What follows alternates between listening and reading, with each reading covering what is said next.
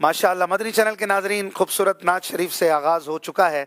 नूर सहर के मेहमान आज हमारे साथ हैं क़िबला रुकन शूरा हज़रत मौलाना हाजी अब्दुल हबीब अत्तारी साहब।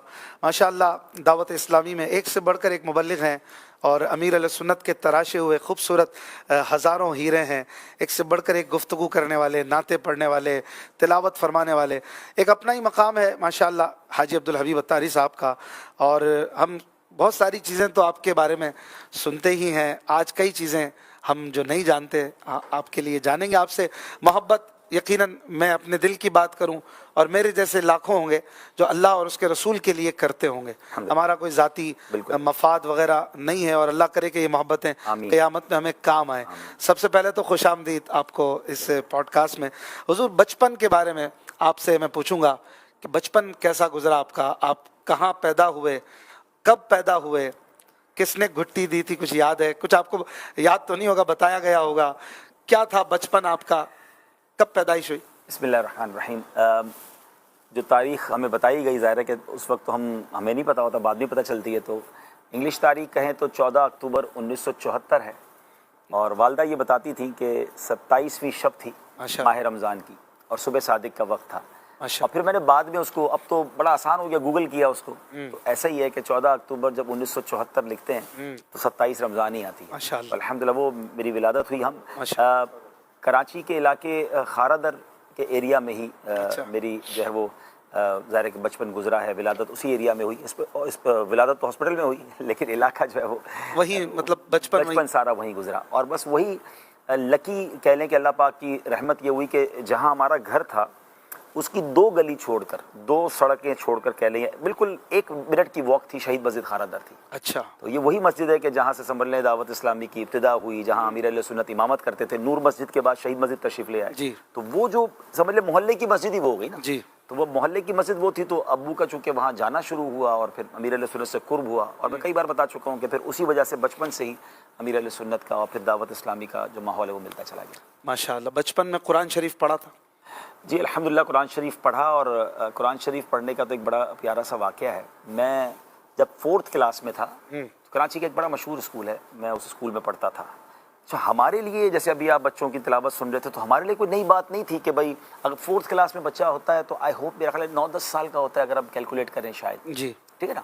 तो 9-10 साल की उम्र में मैंने नाजरा कुरान पढ़ा था, ठीक है ना। तो हमारे यहाँ जब कुरान पढ़ा तो कुरान शरीफ बांटना होता है कि भाई तोहफे में सबको कुरान देंगे। तो मैं अपना कुरान शरीफ का एक तोहफ़ा लेकर प्रिंसिपल के पास गया, हमारे जो स्कूल के प्रिंसिपल थे। तो वो पूछे क्यों आप लाएँ? तो मैंने कहा मैंने कुरान ख़त्म किया तो इसलिए हम कुरान पाक तकसीम कर रहे हैं। तो उन्होंने कहा नहीं, मैं आपसे ऐसे कुरान नहीं लूँगा। अब कल असम्बली होगी और उस असम्बली में हम फिर इंशाअल्लाह आपसे कुरान पाक रिसीव करेंगे। और दूसरे दिन असम्बली में गालिबन अबू को भी बुलाया था उन्होंने। हमारे स्कूल में हज़ारों बच्चे थे ना, तो बहुत बड़ा स्कूल है कराची। तो वो पूरा एक ग्राउंड होता जिसमें असम्बली होती थी। तो मुझे मंजर आज भी याद है कि वो पूरे ग्राउंड में जो है ना, उन्होंने मुझे बड़े ऑनर के साथ स्टेज पे बुलाया, बताया कि देखें इस बच्चे ने जो है वो नाजरा ख़त्म किया, फिर कुरान पाक उन्होंने रिसीव किया और मुझे 51 रुपये तोहफे में दिए। मुझे रुपए भी याद हैं। अच्छा, अब लोग कहेंगे 51 रुपये तो बहुत थोड़े हैं, मगर मैं बात कर रहा हूँ ऑलमोस्ट 10 साल का, अगर मैं 9 साल का हूँगा तो 74 और 9 यानी 1983 के 51 रुपये थे और बच्चे को मिले थे ना। तो वो बड़ा एक ऑनर था और अल्हम्दुलिल्लाह। तो वो मुझे इसलिए याद है कि मैंने ऑलमोस्ट उस साल कुरान ख़त्म किया होगा। माशाअल्लाह। बचपन से ही चश्मे लगे हुए? नहीं, ग्लासेस तो मेरी पिछली वीडियोस में नहीं है जो मदनी चल रही हुई है, तो ये हो सकता है उसमें ना पहनते हो, कभी पहनते हो। ऐसा नहीं है। 40 के बाद नॉर्मली करीब की नज़रें प्रॉब्लम, जिसकी दूर की नज़र भी ठीक होती है, तो कहते हैं 40 के बाद उसको करीब के चश्मे लगाने की ज़रूरत पड़ती है। सही। फिर आहिस्ता आहिस्ता फिर 40 के बाद ही मेरा ख्याल ग्लासेस लगना शुरू हुए। किसी ने पूछा, ये भी पूछे कि कोई लेंस वगैरह लगाते हैं? आपकी आँखें जो है रंग माशाल्लाह और ब्यूटीफुल है, लेंस है या कुदरती है? हाँ, अभी तक तो कुदरती है अल्हम्दुलिल्लाह। माशाल्लाह कुदरती है अल्हम्दुलिल्लाह। माशाल्लाह। घर का माहौल कैसा था आपका? वालिद साहब का क्या अपने बच्चों को लेकर जज्बात थे? वालिदा मोहतरमा के बच्चों के साथ कैसे रिलेशंस रहे? देखिए, आज मैं जो कुछ हूँ, मैं कई बयानात में भी ये कह चुका हूँ, उसमें बहुत बड़ा किरदार मेरे वालिद साहब का है। वालिद साहब का मैंने एक बहुत ज़बरदस्त एक अंदाज़ देखा था। एक तो मेरे वालिद साहब पर अल्लाह की मेहरबानी ये हुई कि जैसे ही दावत इस्लामी बनी जी, वैसे ही अमीर अहले सुन्नत से उनकी दोस्ती होगी फ्रॉम द स्टार्ट जी। तो अब वो दोस्ती हो गई। तो अब्बू पहले माहौल में नहीं थे, दाढ़ी शरीफ भी अमीर अहले सुन्नत की तरगीब पर उन्होंने रखी। تو اس کے بعد ہمارے گھر پہ امیر اہل سنت کا آنا شروع ہو گیا آنا، کیونکہ گھر قریب شہید مسجد کے قریب تھا، تو وہ قافلے کے بعد آتے تھے، تو گھر پہ لنگر کا سلسلہ اور امیر اہل سنت کے ساتھ رفقا کا سلسلہ، پھر نعت خوانی کا سلسلہ. میں چھوٹا تھا تو میں نعت پڑھتا تھا، تو امیر اہل سنت ساتھ رکھتے تھے، میں نعت شریف پڑھتا رہتا تھا. تو وہ ایک اسٹارٹ سے ایک ماحول ملا. لیکن میرے ابو نے کام یہ کیا جو میں بیانات میں بھی عرض کیا کہ میرے ابو مجھے اپنے ساتھ رکھتے تھے اجتماع میں، قافلوں میں، یہاں تک کہ دعوت اسلامی کا جو پہلا اعتکاف ہوا گلزار حبیب میں، تو اس میں میں نے بھی اعتکاف کیا. حالانکہ پہلے اعتکاف میں بالکل تھا الحمدللہ، میں نے دعوت اسلامی کے پہلے اعتکاف سے کنٹینیو کئی اعتکاف کیا. لیکن وہ ابو نے کیا تھا اعتکاف ایکچولی، اس وجہ سے میں ابو کے ساتھ تھا. حالانکہ اب تو خیر بچوں کو الاؤ نہیں ہے، اس زمانے میں تو ہم نے بڑے پریویلیج لے لیے، تھوڑے ہی بچے تھے ہم. آپ تو وہ والے بچے تھے نا، ایک سمجھدار بچے تھے. نہیں اس وقت میری عمر چھوٹی ہی تھی، 74 سے 82 83 لیں 8-10 سال. ہاں 8-10 سال ہی ہوئے نا. سوری 64 سے میں کر رہا تھا. 8-10 سال کی عمر تھی، میں بالغ بھی نہیں ہوا تھا. لیکن میں نے اعتکاف کیا، لیکن وہ اس لیے اجازت ملتی تھی کہ ابو ساتھ ہوتے تھے. لیکن انہوں نے کیا کیا کہ اجتماع میں لے جانا. مجھے اچھی طرح یاد ہے کہ میں سو جاتا تھا، اجتماع میں سو جاتا تھا، نعت خوانی میں سو جاتا تھا، لیکن وہ چھوڑتے نہیں تھے. اور مجھے یہ بھی یاد ہے، بات پتہ نہیں آن ایئر کرنی چاہیے کہ نہیں، لیکن میرے والد صاحب کے جو دوست تھے نا، وہ میرے ابو کا مذاق اڑاتے تھے. اچھا، کہتے تم واپسی کا ٹکٹ ساتھ لے کے آتے ہو، ہر جگہ اپنے بچے کو کیوں لاتے ہو. اچھا. لیکن مجھے اب یہ باتیں اس وقت تو سمجھ نہیں آئی، اب مجھے احساس ہو رہا ہے کہ انہوں نے مجھے اپنے ساتھ جو چپکا کے رکھا نا، وہ ایک ایسا موقع تھا کہ انہوں نے مجھے کہیں اور نہیں جانے دیا. انہوں نے مجھے نیک ماحول سے ہی وابستہ رکھا. اور ایک ایج کے بعد جب میری عمر 14 ایئرس کے قریب ہو گئی تو انہوں نے پھر مجھے چھوڑ دیا. کمال یہ کہ ہم 14-15 کے ساتھ بچے کو 14-15 سال کے بعد بچے کو ڈھونڈنے نکلتے کہ کدھر گیا. انہوں نے جو بیسکس تھی نا وہ اللہ کی رحمت سے درست کی، دعوت اسلامی والے سے جوڑ دیا. 14-15 ایئرس کے بعد انہوں نے کہا اب آپ خود جائیں. اب میں گلزار حبیب خود سے جاتا تھا بس کے اندر. اچھا. میں الحمدللہ ہر امیر اہل سنت کا ان دنوں میں جمعے کو اجتماع ہوتا تھا، روڈ اجتماع. ہر جمعے کو میں جہاں گلزار حبیب میں اعلان ہوتا تھا، اشفاق بھائی مجھے یہ وہ والی بس تھی جو علاقے میں چلتی تھی. ہاں جو کراچی شہر کے اندر بسیں چلتی ہیں نا، بسوں میں بہت کیا. یعنی میں آپ کو مزے کی بات بتاؤں، مجھے میرا انداز کیا ہوتا تھا، اس لیے مجھے یاد ہے گلزار حبیب میں اعلان ہوتا تھا جمعرات کو کہ کل نیو کراچی مثال کے طور پہ فلاں روڈ پر امیر اہل سنت کا اجتماع ہوگا، اور اس اجتماع کے لیے یہ والی بس جائے گی. بس کا نام بھی لیتے تھے، W11 X10 پتہ نہیں بہت ساری بسوں کے نام اب بھی یاد ہے، اب تو بھول گیا. پیسنجر بسیں جس میں 2-4 روپے اس وقت کرایہ ہوتا تھا لے کے. تو اچھا میرے گھر سے ڈائریکٹ کوئی بس نہیں جاتی تھی، ہم کلفٹن میں رہتے تھے، پھر ہم کلفٹن شفٹ ہو گئے. تو کلفٹن سے صدر کی میں پہلے پوچھا تھا صدر سے کون سی بس جائے گی یہ بتاؤ. تو مجھے یہ پتا تھا میرے گھر سے تقریباً بسیں صدر جاتی ہیں، صدر ایک مین ہب ہوتا تھا. تو میں صدر پہلے ایک بس میں جاتا تھا، پھر اس کی بس دیکھتا تھا، اس بس میں بیٹھ کے پھر وہاں جاتا. اور پھر کنڈکٹر کو کہتا تھا، عمر چھوٹی تھی، کہ بھائی یہ والا اسٹاپ آیا تو مجھے اتار دینا. اور کئی بار ایسا ہوا کہ میں اسٹاپ سے آگے اترتا تھا، اسٹاپ سے پہلے اتر جاتا تھا، مسٹیک ہو جاتی تھی. لیکن اتنا شوق تھا کہ میں جو ہے امیر اہل سنت کا کوئی اجتماع مس نہیں کرتا تھا. اور ابو کی طرف سے فل اجازت تھی کہ بیٹا آپ جائیں، اور آپ پیسے بھی وہ دیتے تھے. وہ سارے احسانات آج یاد آتے ہیں کہ انہوں نے کسی موقع پر دین کے کام میں نہیں روکا. پھر امیر اہل سنت کا پنجاب کا سفر شروع ہوا. اب اس کا ایک چٹکلا آپ کو سناؤں کہ الحمدللہ جذبہ بھی تھا اور والدین کی طرف سے جو شفقت تھی کہ پھر پنجاب کا جدول شروع. امیر اہل سنت کا ایک قافلہ روانہ ہوتا تھا کراچی سے پشاور تک کے لیے. اس میں سندھ میں بیانات ہوتے تھے، پنجاب میں ہوتے تھے، پھر خیبر پختونخوا تک یہ قافلہ جاتا تھا.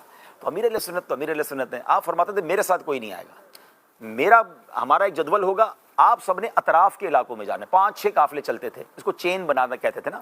تو کچھ لوگ کیا ہوتا تھا کہ امیر اہل سنت حیدرآباد میں ہے نا، تو ایک قافلہ سکھر میں ہوگا، ایک قافلہ میرپور خاص میں ہوگا، ایک قافلے کو اجازت ہوگی وہ حیدرآباد میں اس اجتماع کی تیاری کرے گا، اگلا قافلہ اگلے اجتماع کی تیاری کرے گا. یعنی پورے ٹور میں ہر قافلے کو 1 یا 2 یا 3 امیر اہل سنت کے ایونٹس ملیں گے، باقی وہ نیکی کی دعوت دیتے ہوئے آگے تک جائیں گے. میرا دل چاہتا تھا میں امیر اہل سنت کے ساتھ جاؤں، اجازت ملتی نہیں تھی. تو مجھے یہ پتا تھا مکتبۃ المدینہ والے نا امیر اہل سنت کے ساتھ رہتے ہیں. تو میں مکتبہ والوں کو کہتا مجھے بھی ساتھ لے جاؤ نا، میں آپ کی کیسٹ بھی بیچوں گا، میں آپ کے اسٹال پہ بھی کھڑا ہو جاؤں گا. مجھے وہ دن یاد ہیں کہ میں مکتبے کے اسٹال پہ کھڑے ہو کے اعلان کرتا تھا قبر کی پکار لے جائیں، کتاب کیسٹیں ہوتی تھی نا، تو میں نعرے لگاتا تھا. انہوں نے اس لیے مجھے رکھ لیا کہ یار یہ ٹھیک ہے بچہ جو ہے نا نعرے لگاتا ہے، آواز بھی بھاری ہے. اچھا مجھے دیکھ کے ذرا کیسٹیں زیادہ بک جاتی ہوں گی، اب یاد آ رہا ہے. تو میں اس طرح جو ہے نا امیر اہل سنت مسکراتے تھے کہ اس نے دیکھو اپنا ترکیب بنا لی ہے اور یہ مکتبے والوں کے ساتھ چل رہا ہے. تو یہ سارے الحمدللہ سفر ہوئے. ابھی آپ کے گڈ لک ہے ماشاءاللہ کہ اس وقت سے لے کے آج تک، آج بھی ماشاءاللہ حج کی رفاقت میں ہم نے دیکھا 2 بار امیر اہل سنت کے ساتھ. یوں امیر اہل سنت کے ساتھ بیرون ملک کے بھی سفر کیے ہیں آپ نے کئی، جیسے مکہ مدینے کے کیے ہیں؟ جی مکہ مدینے کے تو یہی 2 میرے حج کے سفر. یہ سب حج کے سفر ہوئے. ایک بار حج کے دوران شروع میں ملاقات ہوئی تھی وہاں پر، لیکن ٹریول پراپرلی ساتھ نہیں ہوا. اور اس کے علاوہ جو ہند کا سفر امیر علیہ سنت کا ہوا تھا وہ بھی آپ کے بچپن والا ہی کوئی ایریا؟ ہاں وہ ایسے 91 تھا. 91 تھا، بالکل آپ بہت زیادہ بڑی ایج میں 16-17 سال کا تھا. ہاں. ٹھیک ہے نا. اچھا اس میں بھی اجازت دی ابو نے جانے کی، اکیلا گیا میں، فیملی سے کوئی نہیں تھا. اور آج بھی وہاں کے بعض ذمہ داران سے میں نے کچھ قصے بھی سنے، وہ میں یہاں نہیں بیان کرتا. اس میں آپ کی کچھ کارکردگی اور انہوں نے وہاں کے اچھے کام بتائے تھے کہ یہ بظاہر ایک چھوٹا لڑکا تھا لیکن اس وقت بھی جو ہے نا انہوں نے بڑے اچھے کام کیے تھے دین کے حوالے سے ماشاءاللہ. اور بھی امیر علیہ سنت کے ساتھ غالباً ساؤتھ افریقہ بھی جانا؟ ساؤتھ افریقہ نہیں، میں نہیں گیا، نگران شورا گئے تھے. اچھا. میرا جانا نہیں ہوا. مجھے لگتا ہے شاید عرب امارات کا شاید ٹریول ہوا ہوگا، اب یاد نہیں آ رہا ایگزیکٹلی، لیکن 2-3 شاید ٹریول انٹرنیشنل ہوئے ہوں گے صاحب ماشاءاللہ. بیرون پاکستان میں بہت سارے ہوئے، پنجاب کے بہت سارے ٹریول ہوئے، اندرون سندھ کے بہت ہوئے. مجھے گاڑی چلا کے امیر علیہ کو دوسرے شہروں میں لے جانے کا بڑا موقع ملا، جو کراچی میں مجھے بہت عرصے تک ڈرائیوری کی سعادت بھی ملی الحمدللہ. بھائی بہنوں میں بڑے ہیں سب سے؟ جی میں سب سے بڑا ہوں. کیسے تعلقات ہیں بھائی بہنوں سے؟ We are very joint together. ہمارا بڑا پیار ہے الحمدللہ. آج بھی والدین کے جانے کے بعد بھی ہم ایوریج مہینے میں 2 سے 3 بار سارے بھائی بہن ملتے ہیں.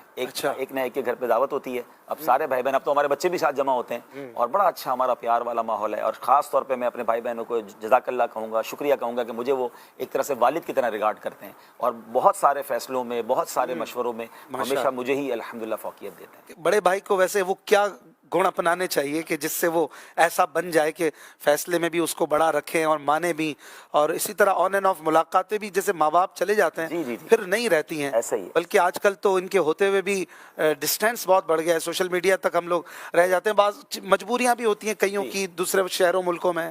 دیکھیں میری والدہ کو اللہ سلامت رکھے، بہت ساری باتیں بعد میں سمجھ آتی ہیں. والدہ ہمیشہ زندگی میں کہتی تھی میرے مرنے کے بعد جڑے رہنا، ملتے رہنا. وصیت میں بھی میرے ساتھ میری والدہ لکھ کر گئی تھی. تو وہ ایک تو ماشاءاللہ والدہ کی تربیت تھی.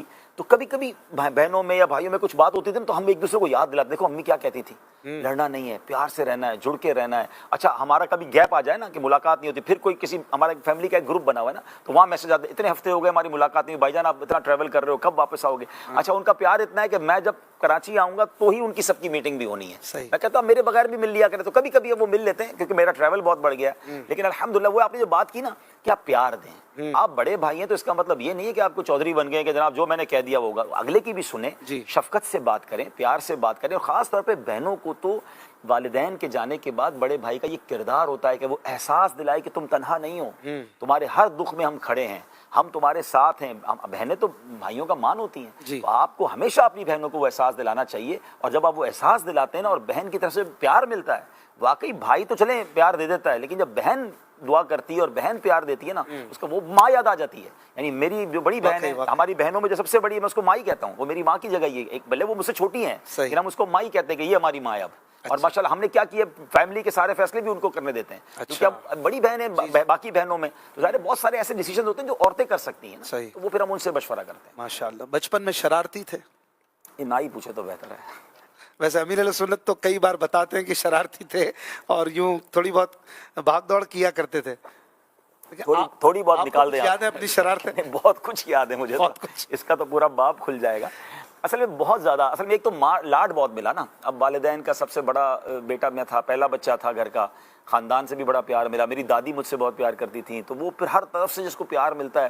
میں کہتا ہوں اگر دعوت اسلامی کا ماحول نہ ملتا تو بگڑنے میں کوئی کسر نہیں تھی نا. کیونکہ اللہ کی رحمت سے اللہ نے مالی طور پہ بھی ابو کو مضبوط رکھا تھا، کسی چیز کی رکاوٹ نہیں تھی. جیسے ٹریول کی آپ دیکھ لیں، مجھے اجازت تھی. اب تھوڑے عرصے بعد انہوں نے گاڑی بھی دلا دی، انہوں نے مجھے پہلے موٹر سائیکل دلائی پھر گاڑی دلا دی. تو اپنے پاس جوان لڑکے، آپ نے کہا تھا کہ بسوں میں سفر، وہ بھی آپ مطلب گاڑی موٹر سائیکلیں تھیں لیکن شاید چلانے کی اجازت نہیں. ہاں اصل میں چھوٹا تھا نا اس وقت، تو موٹر سائیکل اور گاڑی کی اجازت نہیں تھی. ہماری اپنی گاڑی اور ڈرائیور تھا، لیکن اب رات کو اس کی چھٹی ہو جاتی تھی اور مجھے اجتماع میں جانا ہوتا تھا رات کو، اور رات لیٹ نائٹ ہم واپس آتے تھے. اسکول میں ڈرائیور کے ساتھ ہی جاتا تھا. پھر ایک عرصے کے بعد جب میرا کافی ٹریول ہو گیا تو پھر ابو سے بڑی ضد کر کے اسکوٹر لے لی، پھر اب آگے جا کے گاڑی آ گئی. لیکن کہنے کا مقصد یہ کہ یہ جو شرارت والا معاملہ تھا نا، یہ تو ظاہر بہت زیادہ تھا، لیکن یہ کہ ماحول کی وجہ سے پھر اس لیول پر ہم نہیں پہنچے جو معاذ اللہ جس کو آپ غلط کاموں والے کہتے ہیں. اسپورٹس کا بہت شوق تھا، کیونکہ اسپورٹس ہمارے اسکول میں بہت زیادہ تھا. آج بھی کراچی میں شاید سب سے زیادہ اسپورٹس اس اسکول میں ہوتا ہے. اس بنا پر گٹی میں جس کو نہیں کہتے اسپورٹس، صبح سے شام تک بس. کس طرح کے اسپورٹس کھیلیں؟ میں نے کرکٹ کھیلا، پھر ہم ہاکی، ہمارے اسکول میں ہاکی گراؤنڈز تھے، باسکٹ بال تھے، پھر اس کے بعد ہمارے اسکول میں سوئمنگ پولس تھے، ٹیبل ٹینس تھے. مطلب کون سا اسپورٹ ہے جو نہیں کھیلا، بس اسپورٹس ہی اسپورٹس تھا لائف میں. یوں سمجھے جب تھوڑی سی بلوغت کے قریب پہنچے، پھر اللہ بھلا کرے پھر دعوت اسلامی کے ماحول نے کھینچا اور بڑی مشکل سے سمجھ لے اسپورٹس کی دنیا سے میں باہر آیا. امیر علیہ سنت آپ کے والد صاحب کی بڑی تعریف کرتے ہیں اور नो डाउट जिसने भी देखा है मिला है तो वो मुझ जैसे तो जाहिर है कि वो आपकी भी बड़ी अबू आपसे भी बड़ी प्यार करते बहुत मोहब्बत करते थे, बड़ी शफकत, और जाहिर है कि वो देख कर ही समझ में आता था। अल्लाह ताला गरीक रहमत फरमाए। हम स्क्रीन पर उनकी कोशिश करेंगे कि ज़ियारत भी करवाएं नाजरीन को, और वो भी ज़रा निकालिएगा आई साहब के वालिद साहब की कोई अच्छी सी पिक्चर। इनकी वो जो अवाइल की बातें, ज़ाहिर है वो तो हमारे भी पैदाइश के पहले की, मेरे तो पैदाइश के पहले की बातें हैं। वो अमीर अहले सुन्नत आज तक एहसान मंदी का इजहार फरमाते हैं। अमीर अहले सुन्नत की एक तो तबीयत है, माशाअल्लाह। लेकिन नो डाउट वालिद साहब ने भी ऐसे काम किए थे, क्या वो अंदाज थे कि जिसको अमीर अहले सुन्नत आज तक नहीं भूलते। और वालदा की बड़ी तारीफ करते हैं कि उन्होंने भी जो है वो पर्दे में रहकर बड़ी खिदमत की है वालिद साहब के तवस्सुत से।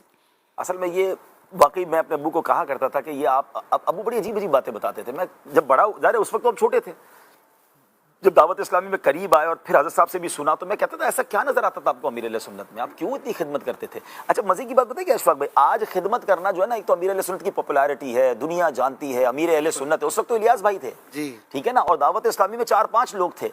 मैंने कहा उस वक्त आप एक कारोबारी आदमी थे, एक पैसे वाले बंदे थे, आपको अमीर अहले सुन्नत क्या नजर आया था जी। अच्छा उस जमाने में एक और मैं बात बताऊं, खारादर के एरिया में बड़े बड़े पीराने उज़्ज़ाम का दौर था, बड़े बड़े नामवर उलमा थे, और अमीर अहले सुन्नत का तो बज़ाहिर स्टार्ट था जी। तो मैंने एक बार पूछा कि आप एक इतने सारे बड़े बड़े नामों को छोड़कर एक नौजवान और एक अच्छा अमीर अहले सुन्नत की गुर्बत का आलम भी मैंने देखा, मैंने खुद अपनी आंखों से देखा है ठीक है ना, ये सारे मामला सादगी।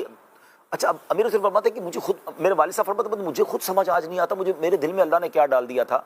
और दूसरा मेरे अब्बू बताते थे कि सिर्फ मैं नहीं, 2 या 3 इसी तरह के मालदार लोग और 2 या 3 इंजीनियर ठीक है ना, वो अमीर अहले सुन्नत के साथ बैठते थे।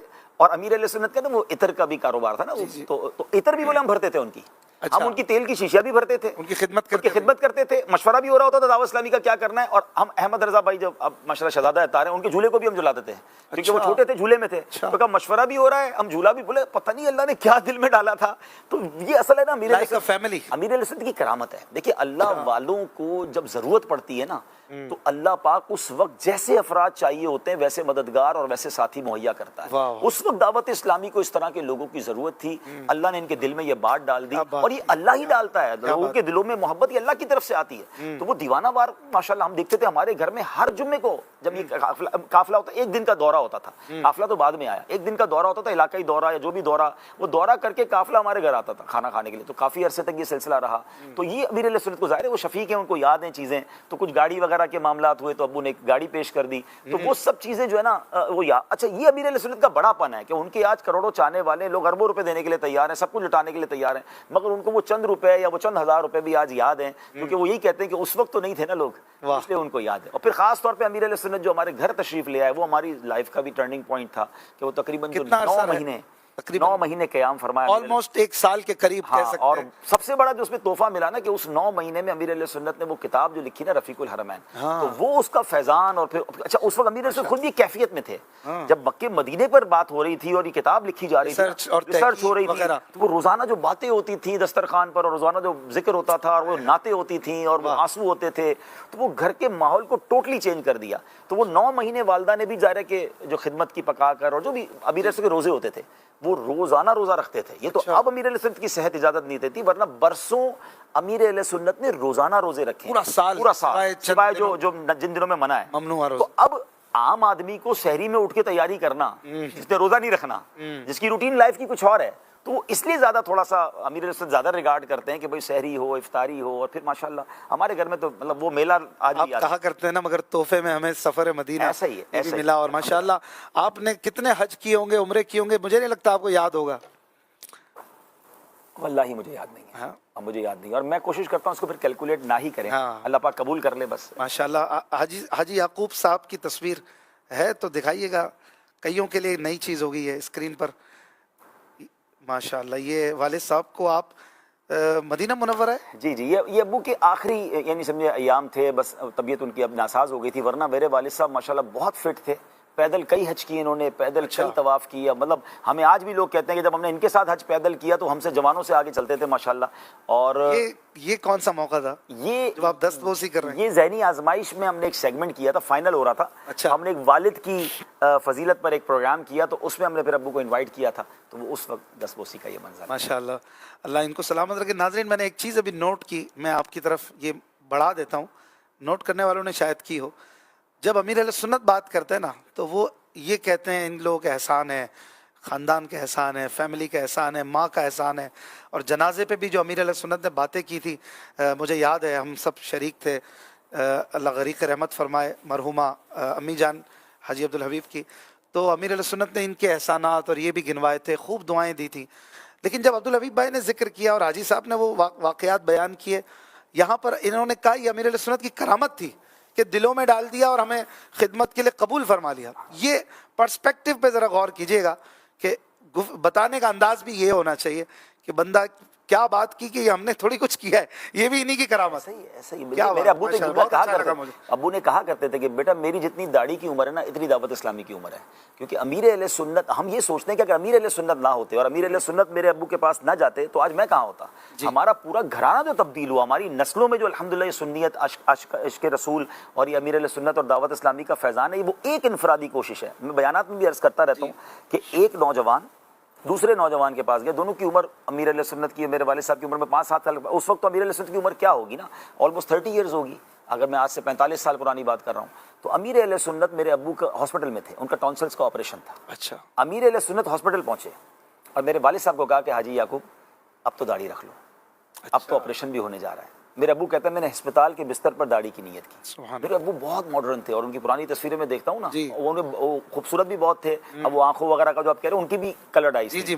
تو وہ اس زمانے کی میں پکچرز دیکھی ہیں میں نے. جی ابھی ہم دکھاتے ہیں ناظرین کو، ہمارے زمانے کی تو نہیں ملے گی شاید آپ کو. بالکل اس زمانے کی ابو کے ساتھ آپ بیٹھے ہوئے. اچھا، آپ تو کو یہ دکھاتے ہیں. چینج کیا ایک ماڈرن نوجوان کو. اور میں کہتا ہوں کتنی بڑی سوچ تھی کہ اسپتال میں جا کر نیکی کی دعوت دے کر آئے. اور یہ میں سمجھانا چاہ رہا ہوں کہ ایک بندہ تبدیل نہیں ہوتا.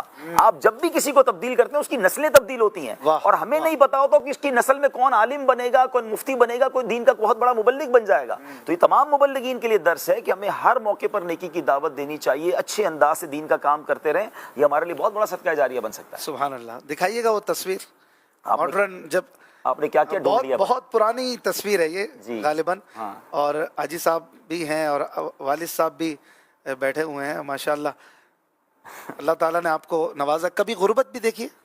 میں نے تو نہیں دیکھی الحمدللہ. الحمدللہ میں نے نہیں دیکھی. بس یہ اللہ کا ہی احسان ہے اور اللہ پاک زوال نعمت سے بچائے. لیکن یہ کہ اگر غربت نہیں دیکھی تو غریبوں کا احساس زیادہ ہونا چاہیے کہ اللہ نے ہمیں نہیں دکھائی. جو بیچاروں کی زندگی اس میں گزر رہی ہے، اللہ ان کے خدمت گاروں میں ہمیں شامل کر لے. آپ نے بچپن سے کاروباری لائف میں والد صاحب کو دیکھا تھا؟ بالکل ایسا ہی ہے. میں نے ابھی ابو کا آپ خود بھی اسٹیٹس دیکھ رہے ہیں. میں نے کہا نا 1981 میں ہمارے پاس ایک گاڑی جس پہ ڈرائیور کے ساتھ تو میں اسکول جاتا تھا، اور امیر علیہ سنت کو ایک گاڑی اور ڈرائیور ابو نے الگ دیا تھا جس کا وہ تذکرہ کئی بار کر چکے ہیں. تو نارملی میں نے کئی کاروباری لوگوں سے پوچھا ہے کہ 1980-81 میں آپ کی کیا پوزیشن تھی. تو الحمدللہ اس زمانے اتنے نہیں ہوتے تھے لوگ نا. بعد میں بہت بعد میں گاڑی ہمارے پورے محلے میں گاڑی بہت کم تھی. اچھا موبائل فون جب بالکل نیا آیا تو ہم نے ابو نے فوراً دلا دیا. تو وہ پرابلم نہیں تھی. لیکن مجھے جو اللہ کا احسان نہ، پیسہ ہونا کوئی کمال نہیں ہے، تو اللہ کی عطا ہے. بالکل ماحول مل گیا نا. میں یہ سوچتا ہوں کہ ایک ایسا نوجوان جس کے پاس پیسے کی فراوانی ہو اور اتنی آزادی ہو اور اس کے پاس دینی ماحول نہ ہو تو پھر بگڑنے میں کوئی کمی نہیں رہتی ہے. اللہ نے یہ بچا لیا اور اللہ ہماری نسلوں کو بھی بچائے رکھے. آمین. آپ بھی خود کاروبار فرماتے ہیں یا آپ دعوت اسلامی سے پیسے لیتے ہیں؟ نہیں، کیوں لیں گے؟ دعوت اسلامی کے صدقے اتنا کچھ اللہ نے دے دیا ہے. امیر علیہ سنت کی دعائیں ہیں. الحمدللہ بچپن بھی ابو نے ایک بات سمجھا دی تھی کہ بیٹا ہم نے دعوت اسلامی کو دینا ہے، دعوت اسلامی سے کچھ لینا نہیں ہے. صحیح. اور ظاہر ہے کہ اگر یہ بھی ہم کرتے ہیں تو اس میں ہمارا کیا کمال ہے؟ بھائی اللہ نے دیا ہے تو ہم بھی لے رہے نا. اور جو لے رہے ہیں وہ بھی غلط نہیں کر رہے. اگر جو علماء دن رات دین کی خدمت کر رہے ہیں، امامت کر رہے ہیں اور تدریس کر رہے ہیں، اگر ان کی کوئی مشاعرہ دیا جا رہا ہے تو ان کی مہربانی ہے کہ دین کا کام کر رہے ہیں. تو ان کا کوئی ان کی کوئی غلطی نہیں ہے اور ہمارا کوئی پہلو نہیں ہے، کوئی نیگیٹو پہلو وہ نہیں ہے اور ہمارا کوئی کمال نہیں ہے. اگر ان علماء کے پاس بھی اگر پیسے ہوتے تو ان میں سے بھی کوئی نہ لیتا. تو اس میں ہمارا تو کوئی کمال نہیں، اللہ نے یہ عطا کیا ہے. ہاں رہی بات کہ کاروبار، تو بچپن میں ہم میمن ہیں. 14-15 مجھے یاد ہے کہ میٹرک کا امتحان میں دینے گیا تھا تو اسی دن بھی آفس میں بھی آتا تھا امتحان دیکھ کے. اس زمانے سے ہی کاروبار پہ ابو نے بٹھا دیا تھا کیونکہ بڑا بیٹا تھا. تو کافی عرصے تک کاروبار کو لیڈ کیا. پھر اس کے بعد ایک وقت آیا کہ ذمہ داریاں اتنی بڑھ گئیں تو میرا بھائی بھی بڑا ہو گیا.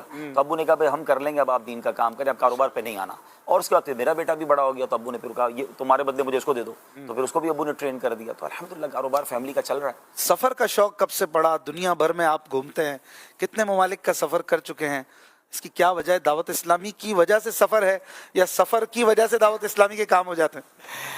یہ ویسے اللہ پاک کا یہ بھی مجھ پر بڑا احسان ہے. میرا بچپن سے سفر کا بہت شوق تھا. ہاں نو ڈاؤٹ سفر میں نے دعوت اسلامی سے شروع کیا. جیسے میں نے بتایا کہ امیر علیہ سنت کے ساتھ پاکستان ٹور پہ جاتے تھے, سفر پہ جاتے تھے. پھر اس کے بعد اپنی ہیبٹ میں بھی سفر بہت شوق تھا, گھومنے پھرنے بہت جاتا تھا, ناردرن ایریاز میں جاتے تھے. پھر تھوڑا اور بڑے ہوئے تو انٹرنیشنل ٹریول شروع کیا. دعوت اسلامی کی اوورسیز مجلس کی ذمہ داری ملنے سے پہلے ہی میں نے تقریباً دنیا دیکھ لی تھی, اتنا ٹریول کر چکا تھا. اچھا وہ کہتے ہیں نا کہ شوق بھی ہو اور کام بھی وہ مل جائے, پھر مجھے دعوت اسلامی میں بھی اوورسیز کی ذمہ داری مل گئی.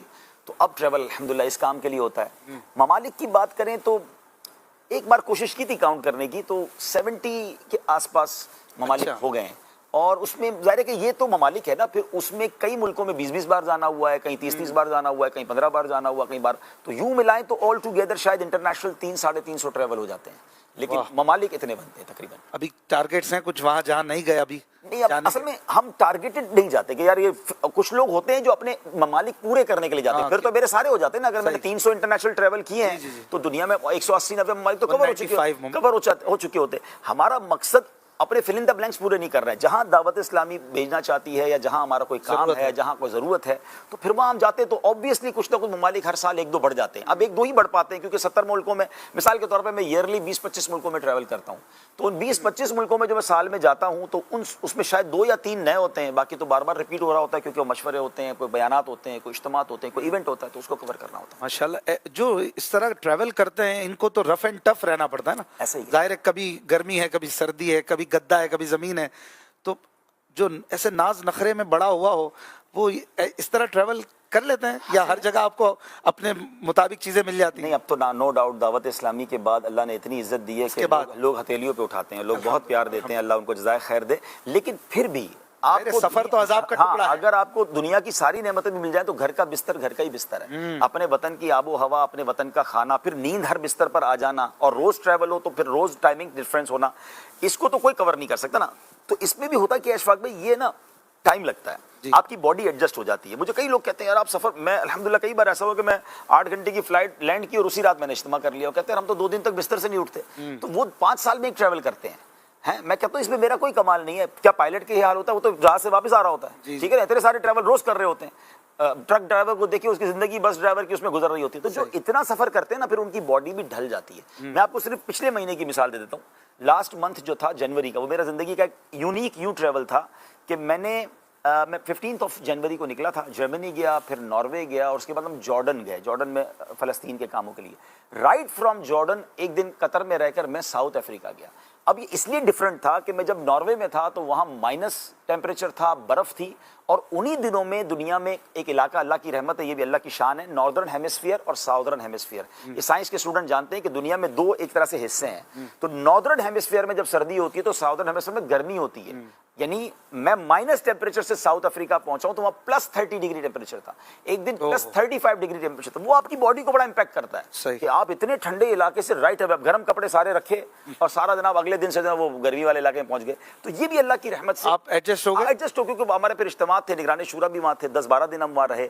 تو یہ ہوتا رہتا ہے. اب آپ اتنا ٹریول کر رہے ہوتے ہیں تو پھر یہ آپ کو ایڈجسٹ ہونے میں آسانی ہو جاتی ہے. آپ کی باڈی ایڈجسٹ اللہ کی رحمت سے کر جاتی ہے. ویسے آ جاتی ہے نیند کسی بھی بستر پہ کہیں بھی جائیں؟ اصل میں جب آپ تھک کر سوتے ہیں نا تو پھر آ ہی جاتی ہے. آپ کام کریں اور کام کرنے کے بعد جب آپ کا ٹائم آئے تب سوئیں. پہلے سے ہی بستر پر لیٹ گئے کہ تھکن آئی نہیں ہے, تو اگر 6-7 گھنٹے نیند کر رہے ہیں اور 16 گھنٹے کام کریں گے تو نیند کہیں بھی آ جائے گی. مجھے بھی 4-5 ممالک آپ کے ساتھ سفر کی سعادت ملی ہے.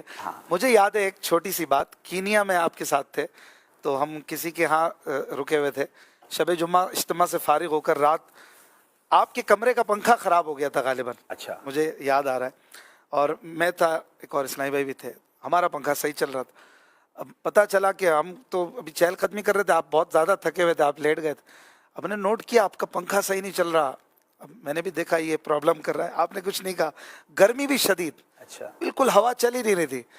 تو پھر شاید 1-8 گھنٹے بعد جو ہے آپ باہر بھی آئے, پسینہ میں نے بھی دیکھ لیا. میں کچھ موبائل وغیرہ میں سو نہیں رہا تھا, تو پھر میں نے عرض کیا آپ ہمارے کمرے میں آ جائیں, وہاں کچھ پنکھا صحیح ہے, ہم کامن میں سیٹنگ کر لیں گے. پھر خیر آپ مان گئے. تو میں نے دیکھا آپ نے خود سے نہیں کہا کہ یار مجھے دوسرا کمرہ دو, میری تکلیف ہو رہی ہے. وہ پنکھے, ورنہ گرمی ایسی تھی کہ عام بندہ نہیں سو سکے. آپ کافی دیر تک وہاں ایڈجسٹ کرنے کی کوشش آپ نے کی.